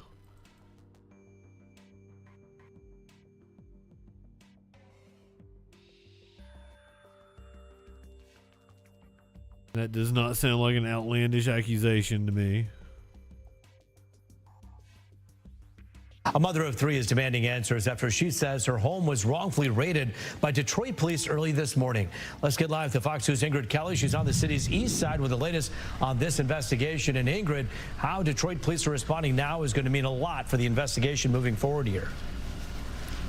Absolutely. You know, frightening moments for this mom. It all allegedly went down around 5 o'clock this morning when this mom was home asleep with her 3 kids. And she says at that point, allegedly, Detroit police forced their way inside her home. Joining me now live is Lenora Jordan. Frightening moments. Yes, very frightening moment. Walk me through this. You say you didn't even have a chance to answer the door? Not at all. I just heard banging at my door. When I woke up, I'm like, what's going on? I'm looking around trying to figure out what's going on. And next thing I know, my door just boom, wide open, and they snatched me out of my house. And then what else happened over here at this security panel video? At the video camera, basically they cut my wires down here. and they turned off my video and erased all the footage that I had on here. Now, you say this morning they were looking for a person by the name of Demetrius. Yes. You tell me about this person. I don't know a Demetrius. I only been living here for probably 2 months at that. I don't know a Demetrius, never met a Demetrius, and the Demetrius don't live here. So when police entered the home, what happened? Kind of show me. When they entered the home, they first yanked me out the house, and then they went up to my son with a gun. They had the guns pointed at all of us, including my son. And what did they say, allegedly? They told my son he had a couple of seconds to exit the premises or they were going to open fire on him. How did that make you feel at this point? It made me feel scared, like I was about to lose my son. I thought I was about to lose him because they yanked me out the house first, and he was in here by himself. Okay, and so talk to me also too. You said during this this raid, talk to me about some valuables that were damaged. My dad, they knocked him down, and then the urn, and then this is my kid's father. They knocked him down on the floor as well, and all this stuff.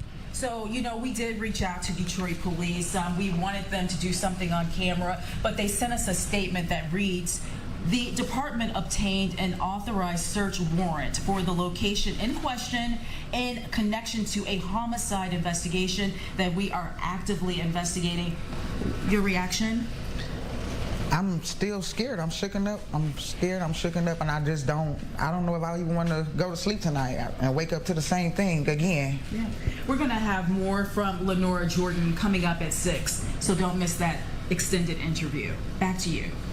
Yeah, Ingrid, I guess the question I'd have for Detroit police, I know they gave you a statement there, was it possible that someone who knew Demetrius beforehand lived there 2 months prior, because you say this woman has only lived there for a few months? Just really a couple of weeks. She actually obtained this home by the help of the city. There were some circumstances that she was going through, and so this was really, Ruth, a new start. She was here in this new home with her kids, and she was looking forward to better times when this incident happened. Again, she makes it clear she has no idea who this Demetrius is. Damn it, Demetrius. Police can give us more than that statement in the hours and days to come, so we can get some clarity on this. Stupid police. Ingrid Kelly for us live tonight. Thank you, Ingrid. Stupid Detroit police.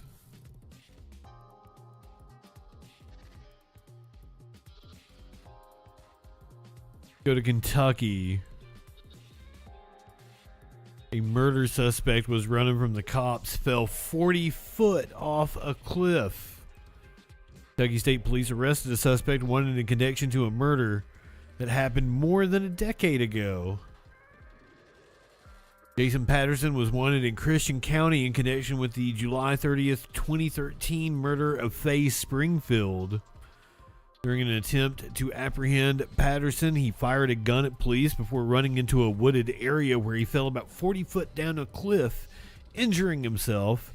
Patterson is in custody of KSP, and he will be served with his outstanding warrants for murder and theft. Booked into jail after he is released from the hospital. This is a picture of the suspect after falling 40 foot.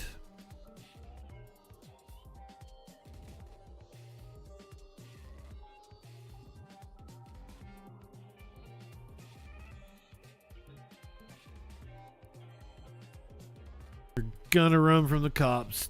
Do not fall off a cliff. Not a good idea.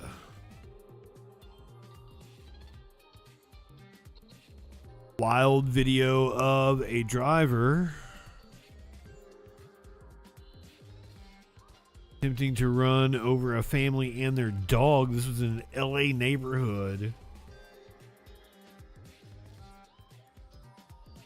11 o'clock, a daily dog walk turns terrifying when a deranged driver suddenly drives right toward a couple walking their pet dog. The frightening encounter in a mid-Wilshire neighborhood was captured by... I don't even know how that car could hurt somebody. Eyewitness News reporter Jericho Tran talked to the targeted couple tonight. Isn't it made of plastic? Their exclusive story, Jericho. Only gets up to like 30 miles an hour, doesn't it? They say this all started over a verbal exchange over who was supposed to cross the street. They told the driver to cross. The driver motioned for them to just kick it over. From there, it escalated when they say the driver jumped the curb in his car, sending not only the couple running for cover, but their dog as well. Take a listen. That's when he just turned his car on us and drove, accelerated, drove up onto the curb. I pulled Olive to my left, and the car just barely missed me. Ben Logan pulled his dachshund Olive out of the way while his fiancee Celine Betancourt ran for safety. Is she dancing? Straight on the grass as far back as I can. I look back and I see his car right behind me. Goddamn hippies. Started on the outskirts of Harold A. Henry Park when the couple says they motioned for the driver of this orange car to go ahead at the stop sign so they could cross the street. We weren't paying attention because we were on the phone. We were trying to get him, we thought he was just going to drive through. And then I hear him yell, "What, you don't speak effing English?" And that's when the driver of the orange car drove straight towards the couple. An Uber driver caught the moment on dash camera video. The car goes out of frame as it jumps the curb and drives into the park. But the back camera catches the car driving off the grass and back onto the road. Run, run, run. And then he takes his car and turns back around, drives down the park, and then flips back around. And then there he yells at us, "Oh, bet you're effing scared now, huh?" It all happened in a matter of seconds, but it was definitely one of the craziest things that's ever happened to us. With the park full of bystanders and their dogs on Wednesday evening when this happened, Sequoia Hugie clutched her dog Cookie as she recounted what she saw. I just see them running towards the park, and the car came up on the curve, very crazy, and then he drove away. The couple reported the incident to Wilshire police. Understandably, the incident left both of them nervous. It's just so scary knowing that it's actually not over. He's could be still out there. You need to not have a car. You need to have some serious accountability. You need to go get help. Once again, I don't even consider those things cars. As you can imagine, this is an They're like electric buggies. Incident for the couple. LAPD says they're still investigating, but they're asking anyone with any people that are about my age. What were those things? It wasn't Hot Wheels. It was like a Fisher Price. It was like a Fisher Price car. I had one.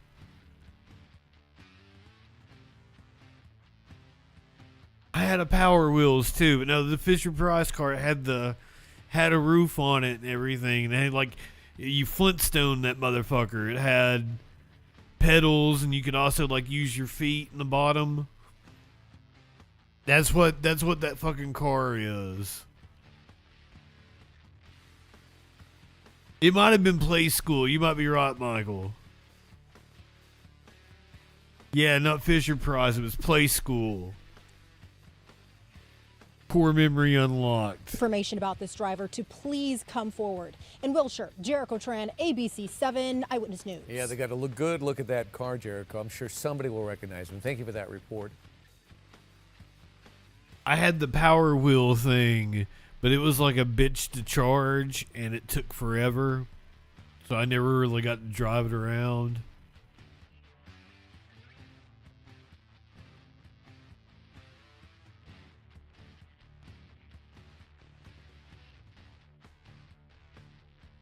Anybody doing any flying this week?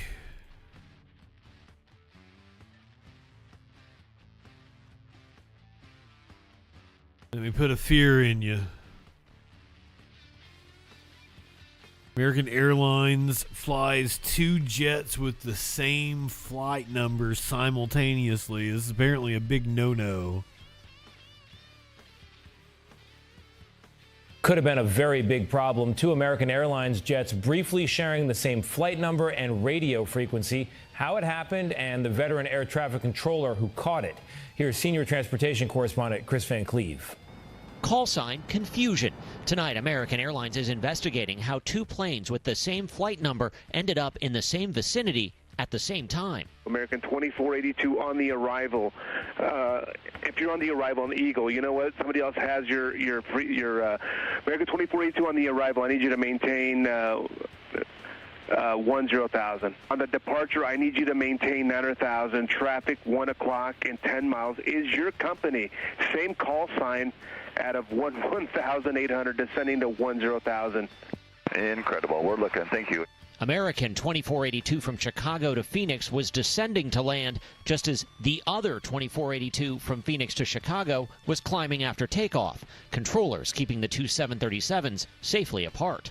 I've been working air traffic for 25 years. I've never seen two aircraft pretty much merge with the same call sign. That's pretty incredible. Could have been disastrous, but I'm glad it all worked out. American praised the professionalism of the. And what's the odds that it would be one's Chicago to Phoenix and the other's Phoenix to Chicago? Swapped in a different plane for the Phoenix to Chicago leg, but kept the same flight number on both planes, Tony. Really remarkable. Chris, thanks.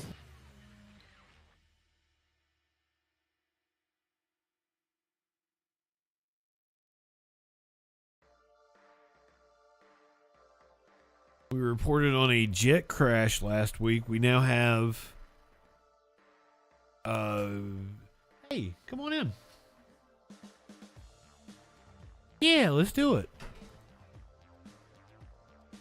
Yeah, somebody redeemed Beanie Time.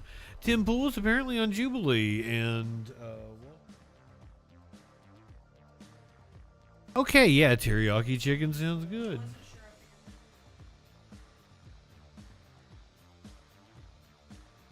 Where'd you go? Oh, okay.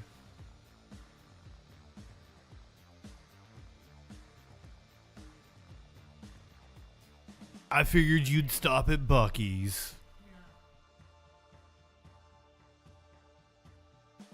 Oh, she did go through the car wash. That's a cash it out. I'll pack a new one.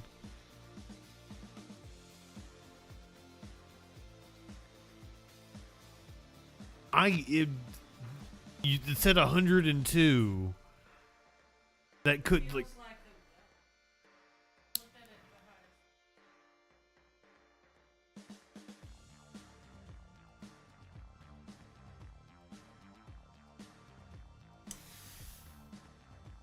God, that's not good. Where are you?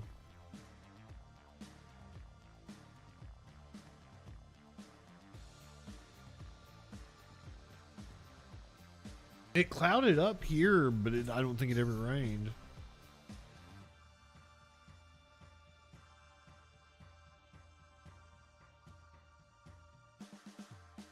What old Gerard?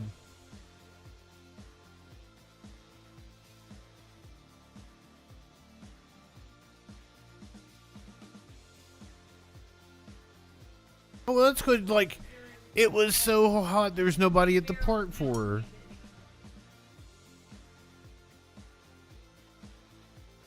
She didn't have any wait times on any of the on the rides. That's fucking awesome. Hey, 7 Heavy Still, welcome in, friend.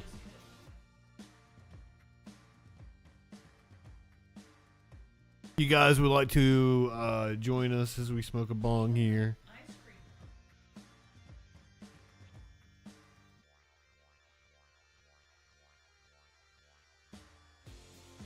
I figured you'd try to be back around, this time. I didn't figure you were staying for the fireworks.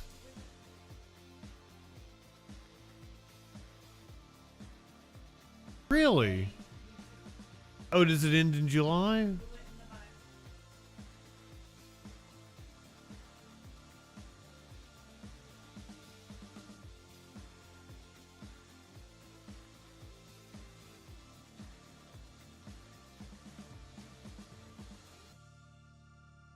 Everybody needs to get high with us.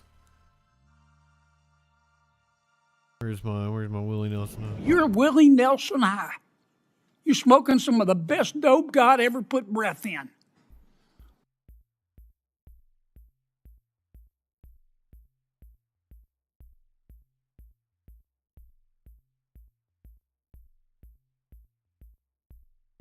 But how far were you? I mean, you're 10, 15 minutes out. It's not a bad to turn around and get the vape.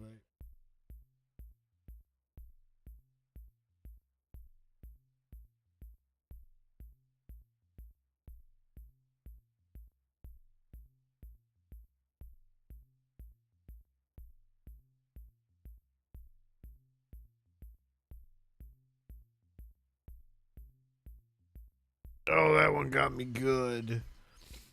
Oh, shit.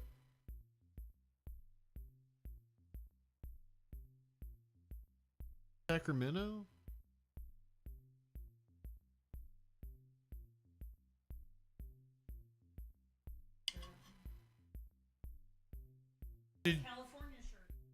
Did she? Yeah, I've got my my weed shirt on. Did she send you the picture of Bruce Fur in the chair?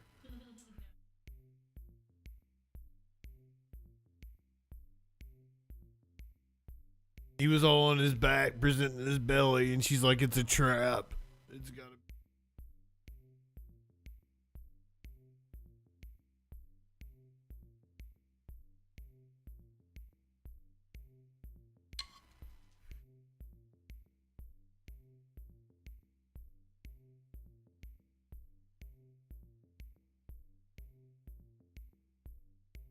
Yeah, I've only been smoking bongs with you to try to cut back. I smoke.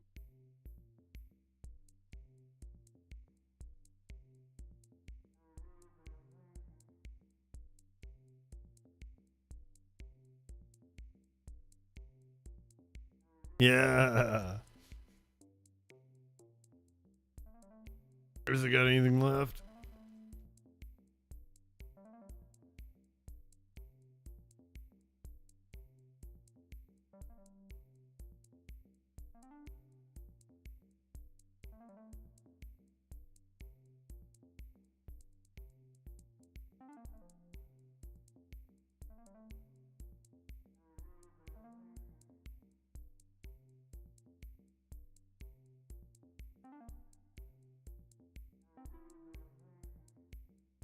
Did I get to do that one? I didn't get to do Mystery Mine. That was the one that was shut down, wasn't it?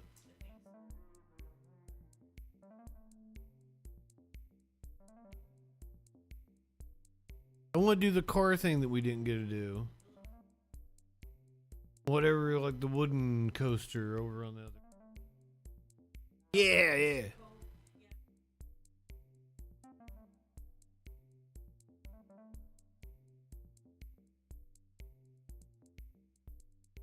Oh, well, I'm tall, apparently.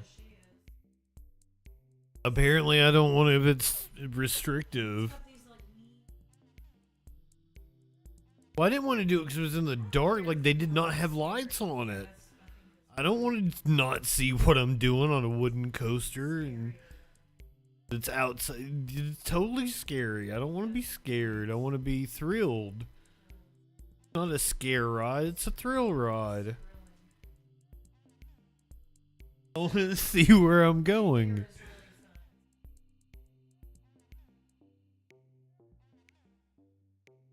The bees?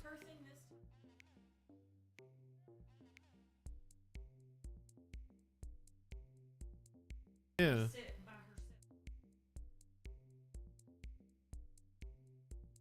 Oh.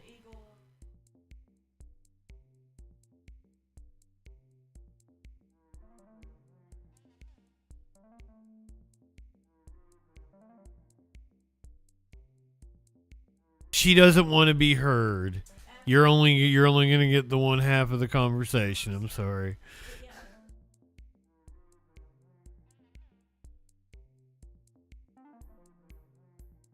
There were bees in the trap. I think that's what that song's about. You don't have to remove yourself. We'll get back to the news. I'm almost finished with the show. Are you gonna take her back?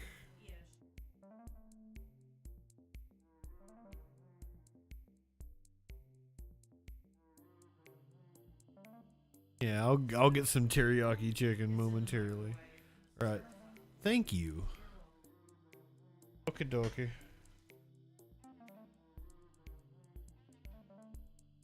And she's singing Bees in the Trap. We have body camera footage of the pilot walking away from the fighter jet crash that happened in California. Was it last week or week before last? Welcome back. Stunning new images of a military pilot walking away from a horrific crash in Washington state.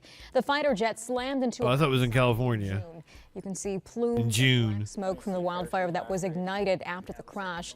The pilot ejected from the plane and can be seen walking away. The pilot's face bloodied, but otherwise he is okay. Images of a military pilot walking away from a horrific crash in Washington state. The fighter jet slammed into a mountainside in June. You can see plumes of black smoke from the wildfire that was ignited after the crash. The pilot ejected from the plane and can be seen walking away. The pilot's face bloodied, but otherwise he is okay. The Marine Aircraft Wing said he was conducting routine training when the aircraft experienced a non-fatal aviation mishap. The entire world is on fire right now. Canada, California, Washington, Minnesota, Britain, Belarus, Brussels, earthquakes. Yeah, there's been a lot of earthquakes.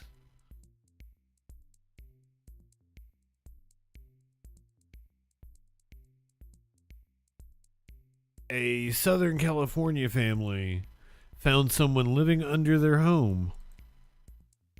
We begin in Hemet, where a family was really surprised, actually horrified, to learn that the house they're renting has a mystery basement with people living underneath the home. Shelby Nelson live in Hemet with details on the shocking surprise and the reaction from those living in that home. Shelby. Sandy, Micah, pretty scary for Sharnita Matthews, who lives here with her family, including 2 young children. She says she discovered this just days ago, even though her family has been renting this place out for the past 3 months. The scariest part about this is she says she has never seen this person or people before, but they have likely seen her family. You can see the door with the fan that was plugged up down there. So they've been using my electricity. Yeah, it's a basement, bro. That's power and all. For 3 months, Sharnita Matthews, her husband, and their 4 kids have rented out this Hemet house. Bottle of bleach soap like they've been washing underneath here. And for 3 months, they had no idea someone had either been living or coming and going underneath the very ground they walked on. When I'm in another area in my house, I can hear doors close. And I was like, okay. At least that's what it sounded like. It wasn't until this sound. From a carbon monoxide alarm that kept going off. Her husband and brother-in-law, D'Angelo Phillips, heard it coming from underneath the house. Friday is when he says they ripped off a board and went underneath, which appeared to be some sort of cellar or crawl space. It was a brand new bottle of Murphy's oil, and then there was clothing detergent. And then that's when I found a tarp and clothes. And then we even found like a black tube that looked like it had some drugs or whatever. Sharnita says she reached out to Pro Management, the company that manages the property, but got no response. My name is Shelby Nelson. We called them 2 days in a row. A woman we spoke to over the phone confirming to us that they do manage the property and that they were never made aware of the situation. Sharnita, however, says she texted a number the day she discovered all this. She says in a walkthrough before even renting the space, no one ever told her about this. They didn't even let me know that it was, that something like that is down here, because this house was built in 1903. She also called Hemet police, who sent an officer out. A spokesperson for the nice house. told me an officer didn't locate anyone there, but cleared it out. And they said that if we see anybody down there, to call them. Fortunately, Sharnita has not seen anyone so far. Within the space, we did see another narrow area where one could potentially access. I'm scared, and I feel like Pro Management should have did better, because I have 4 kids, so I'd be scared. My husband travels. And this afternoon, I talked to a supervisor with that property management company who tells us that she is in contact with Sharnita. In the meantime, we also heard from a few neighbors who say they're not exactly surprised because the tenants who lived here before were problematic, although it's still unclear if they could be involved. Reporting live from Hemet, I'm Shelby Nelson. Sandy, Micah, back to you. Thank you, Shelby. Yeah, they could be completely innocent. Why are you bringing them in on this?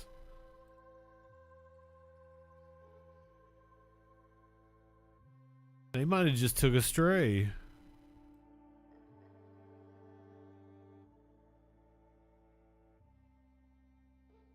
We've got 3 people accused of doing a Tomb Raider.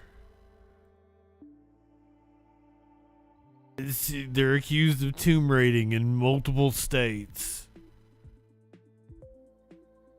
Tonight, an urgent interstate manhunt for modern-day tomb raiders. Authorities in Florida say this trio consisting of a mother, daughter, and the daughter's boyfriend, has robbed cemeteries in at least 9 states. The hell of a mullet. What a horrible person you are if you decide to steal from the dead. Authorities accuse the trio of stealing irreplaceable family heirlooms. In these mausoleums inside of a niche, their urn is inside of it. Their loved ones will leave like some jewelry that meant something to them. Investigators say the 3 suspects are from Indianapolis, but warn they could be anywhere in the eastern U.S. on a grand theft spree spanning a massive multi-state area, allegedly targeting victims from Florida to Oklahoma City and as far north as Buffalo, New York, in addition to Texas, Georgia, Minnesota, Iowa, and North Carolina. In Florida, they're suspected in at least 20 cases, according to the Orange County Sheriff's Office. In the Orlando area, Man, it looks like a Florida man. funeral home was one of the targets. They tell our affiliate WESH they've added new security measures, and adding, theft is always wrong, but stealing items a family left to memorialize a loved one is particularly abhorrent. The Orange County Sheriff's Office estimates the value of the stolen heirlooms totals more than $35,000 in Florida alone, urging the public to be on the lookout for the suspects. Ryan Chandler, NBC News. We thank you for watching, and remember, Shut up, Tom Llama. Stories on the NBC News app or watch live on our YouTube channel. Mr. Socks.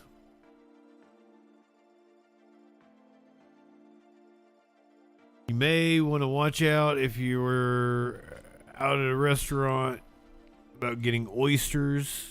We've got a story of retired firefighters suffering brain injuries after eating oysters at an Illinois steakhouse.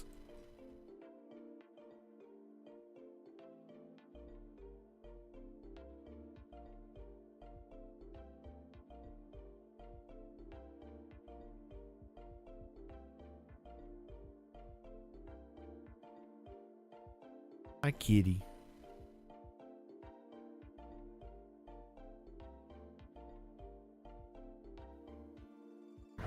Family, friends in the community Joe Belgio served gathered in support as attorneys announced a fundraiser and a lawsuit. The suit alleges Belgio has permanent brain injuries from symptoms he suffered after eating raw oysters at Gibson Steakhouse in Oak Brook. He's one of the rarest people you will ever meet in your life. He was a God-fearing man. Success to him was having a family. Melanie Stayer says they were celebrating that success at Gibson Steakhouse in Oak Brook last June. She and her fiance, Joe Belgio, had only just started their family and had a 5-month-old daughter. Pictures from the day Stayer says changed their lives forever shows what appears to be a strong, healthy man. I want people to be aware that this could happen to anyone. This was a casual day with a casual man at a restaurant that he wanted to celebrate life with his family.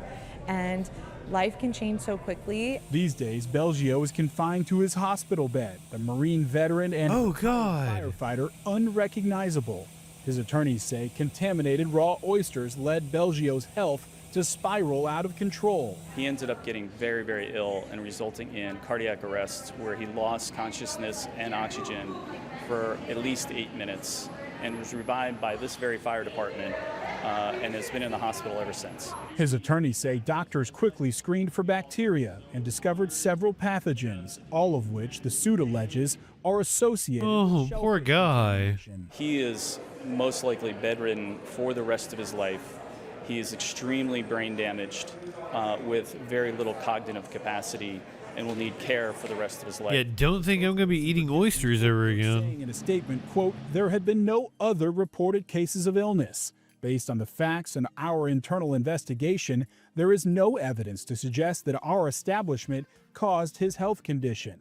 We are confident that a fair and thorough legal process will agree with this conclusion. Also named in the suit, Supreme Lobster and Seafood Company, who has yet to respond to our request for comment.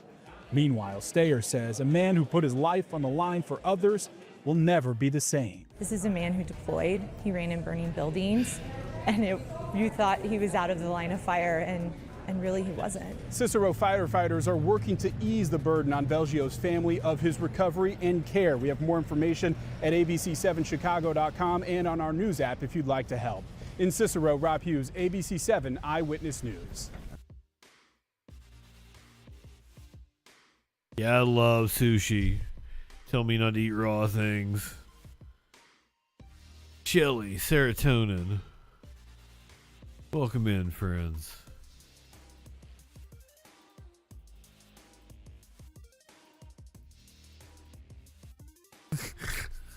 Okay, yeah, we need some funny stuff.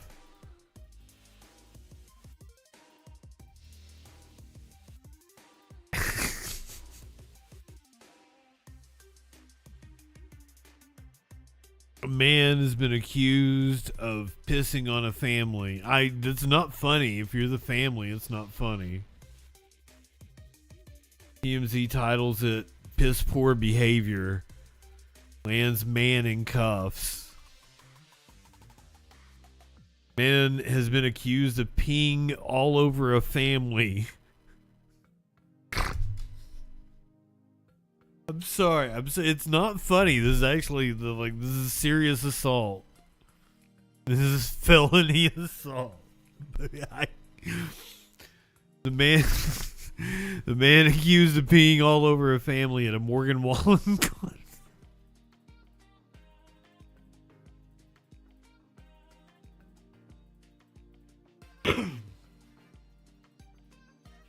At a Morgan Wallen concert has been arrested. He's now facing multiple criminal charges.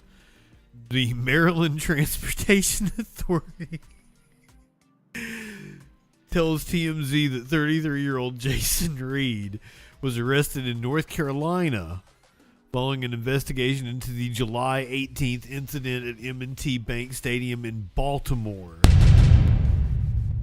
All right.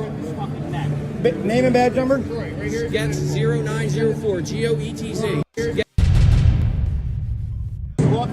All right.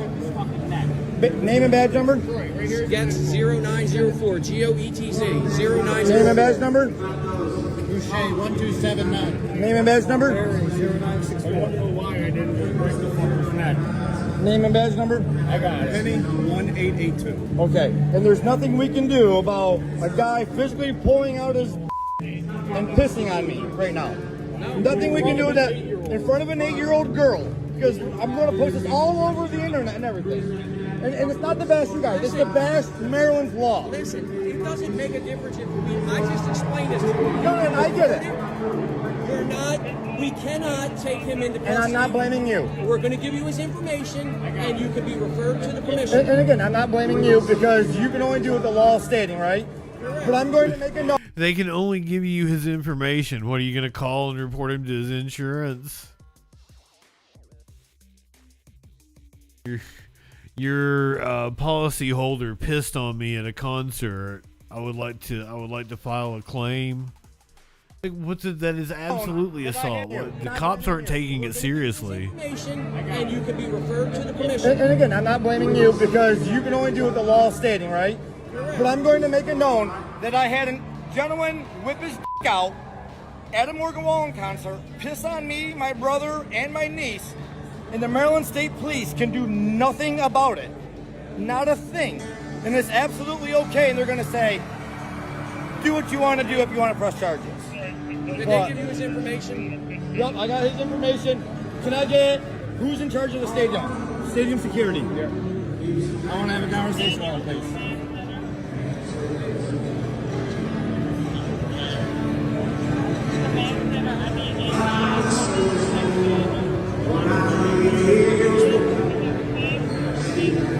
Absolutely. I guess they're just saying it's accepted behavior at a Morgan Wallen concert. Look at her. Look at her. And you guys, there's nothing.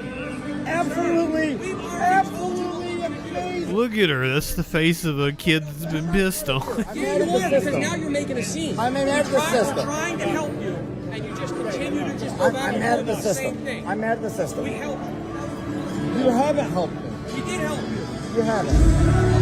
You haven't helped anybody. Next time we will, and that's the problem. Question for you, sir. I'm Troy Gabeldi. How you doing? I got a question for you. If I were to whip out my right now, and I piss on somebody, would I go to jail? identified the guy, sir. I'm not sure I'm what just asking occurred. a question. I identified the individual for you. I kept him out there. I did everything I was asked to do. I'm asking completely a question. understand. If I were to go piss on somebody right now, would you arrest me? Well, they would see you do it. Exactly. Okay, if I pissed on somebody right here and this gentleman came up to you and said, hey, that gentleman just pissed on this lady, would I get arrested? If there was a witness. My daughter's over there crying right now. My niece is over there crying. No, my niece just got pissed on by a guy and they won't do nothing. I understand you guys are completely. You know what I mean?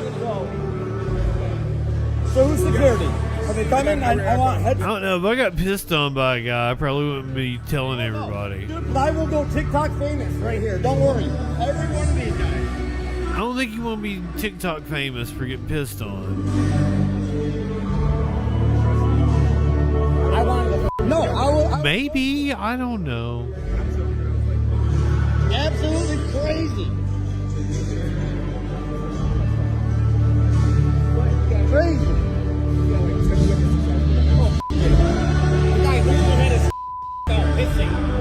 Right behind my daughter, and she turns around. And you can hear Morgan Wallen defecating on stage. Like how long before they get here? Because now I just wasted 500 hours. Like I'm getting reimbursed everything. I'm getting fully reimbursed by somebody.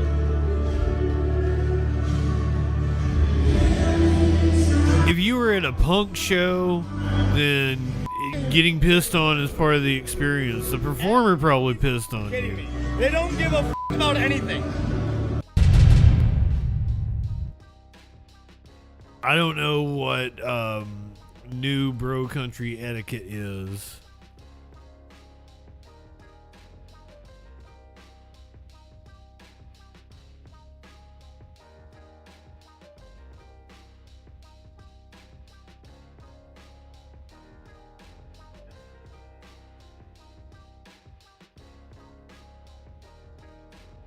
Troy Gelverding told TMZ he was at a concert with his wife, brother, and 8-year-old niece when a man directly behind them allegedly whipped out his penis and began urinating, splashing Troy, his family, and other concert goers. Troy said security removed the man from the stadium. According to the police, officers initially responded to a report of a fight and escorted the suspect out. Investigators later learned he had allegedly urinated on concert attendees and tracked down additional witnesses who weren't interviewed at the scene. After consulting with the Baltimore City State's Attorney's Office, detectives obtained a warrant for Reed's arrest.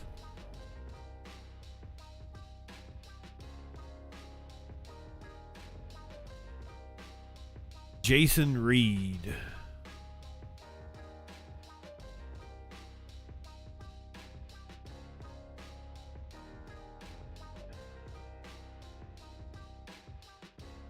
How many of you love that chicken from Popeyes?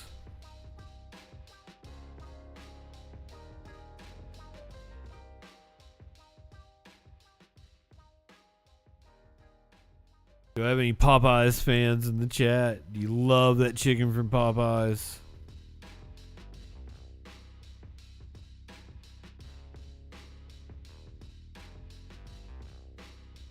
Lawsuit alleges a Popeye's chicken contained a condom-like object.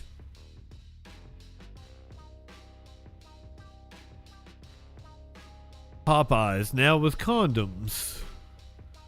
Two Popeyes customers in Texas are suing the fast food chain and its parent company for $1.5 million after allegedly finding a condom-like object inside of a piece of fried chicken. Justin Howard and Danielle McKinnon of Texas filed a lawsuit against Popeyes and its parent company, Restaurant Brands International, on August 3rd, allegedly finding a condom-like object inside a chicken order from the fast food chain in Houston, Texas. The discovery instantly transformed what should have been an ordinary family meal into a deeply disturbing and frightening event. But they can neither confirm nor deny that it was a condom, but it appeared to be a condom.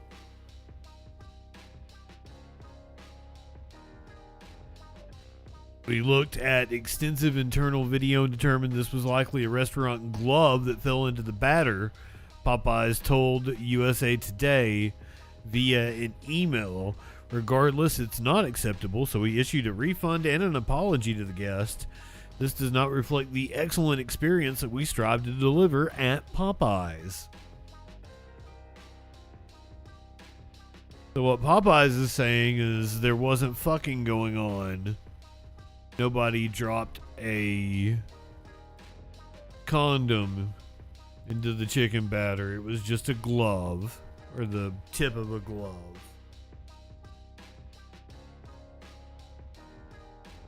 You believe them?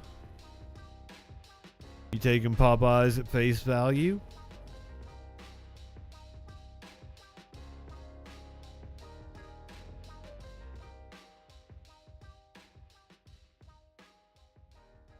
Going to Waukesha, Wisconsin, where a box of ultra rare Nintendo game cartridges, this is NES game cartridges, has been unearthed. I pull the box out. It's like pulling out like a holy grail. I open it up for the first time. What I see inside was what said 100. It turned out to be 97. 97 absolutely pristine copies of Super Mario Brothers Duck Hunt. Every single one was wrapped in plastic with the manual on the back. I kind of assumed that there was some cool stuff here. I mean, these are uncirculated games. You never see that with Nintendo stuff. But it's also Super Mario Brothers Duck Hunt. It's like one of the most common games in history. So I wasn't really having a panic attack or a heart attack about that. This happened to be a new variant of Super Mario Brothers Duck Hunt. Not just any new variant. We found out that it was the last known production date for this game. Previously, they thought that they stopped manufacturing these in 1991. These were made in 1993, and that was long after they discontinued that bundle. The Super Nintendo was out at that point. They've never graded one of these NES carts, like any NES cart itself, a PSA 10. I have refused to give any kind of number as far as what I think it's worth. I've said it could be hundreds, it could be thousands, it could be tens of thousands. We have no idea. I have been a hardcore Nintendo fan since as long as I can remember. I have Nintendo tattoos. Like, Nintendo, especially Super Mario Brothers, is such a massive part of my life. I'm just grateful that I get to be a part of it. We're currently in the process of selling 3 of them. So we partnered with Golden Auction, so we're selling 110, one 9.8, and one 9.6. Kevin and I, we're keeping a bunch of them for ourselves just because we're both game collectors and they're really cool. I was hoping it was going to be like an assortment of different games, but it is 97 copies of Super Mario and Duck Hunt.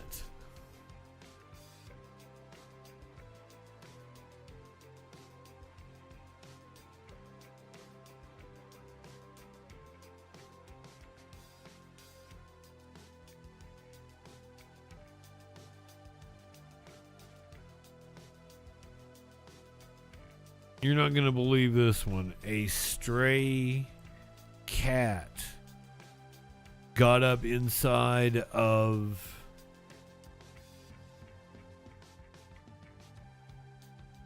a student's car driving from New Jersey to Athens, Georgia. Survived. Tonight, a doing well. Made it a long way from home, traveling all the way from New Jersey to Athens after getting stuck underneath a UGA student's car. Well, this is pretty wild. The college junior had no idea her four-legged passenger was along for that ride until she saw a paw sticking out from under her car. Atlanta News first Willie Danley spoke with her about this unexpected rescue. Willie? Lucky little baby. Is a little shaken after driving nearly 11 hours and 800 miles underneath a car. It was a ride this cat was never supposed to make. I said, there's a cat in my car. She's like, Jade, roll down the windows. And I'm like, not in that way. It's in my car. New Jersey native and UGA junior Jaden Sawyer had just made the long drive. Lucky it didn't get chewed up. When she parked her car, she noticed something she certainly wasn't expecting. A cat's paw reaching out from underneath the car.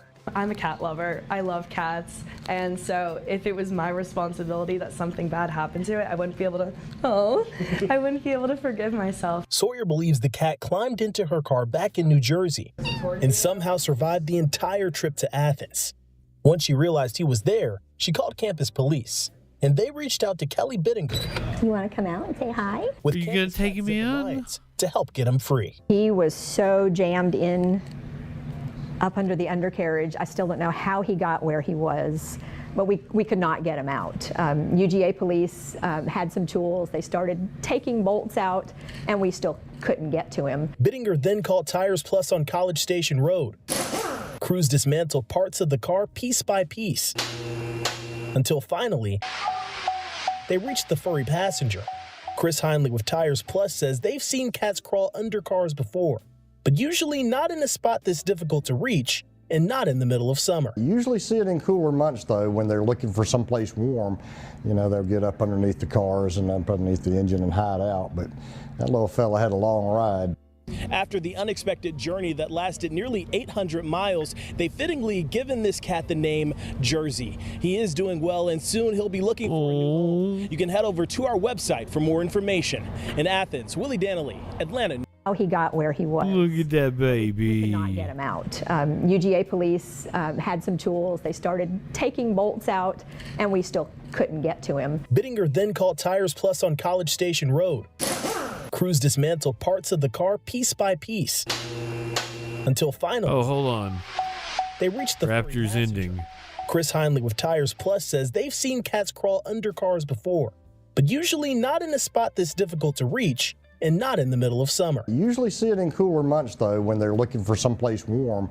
You know, they'll get up underneath the cars and up underneath the engine and hide out, but that little fella had a long ride. After the unexpected journey that lasted nearly 800 miles, they've fittingly given this cat the name Jersey. He is doing well, and soon We'll go see VC Archives. You can head over to our website for more information. In Athens, Responsibility that something. Sawyer believes the cat climbed. I one up, tip one back. It's all right to have a little fun before we hit the sack. I'm Justin Freakin. Once she realized we'll see you tomorrow night. She called campus police.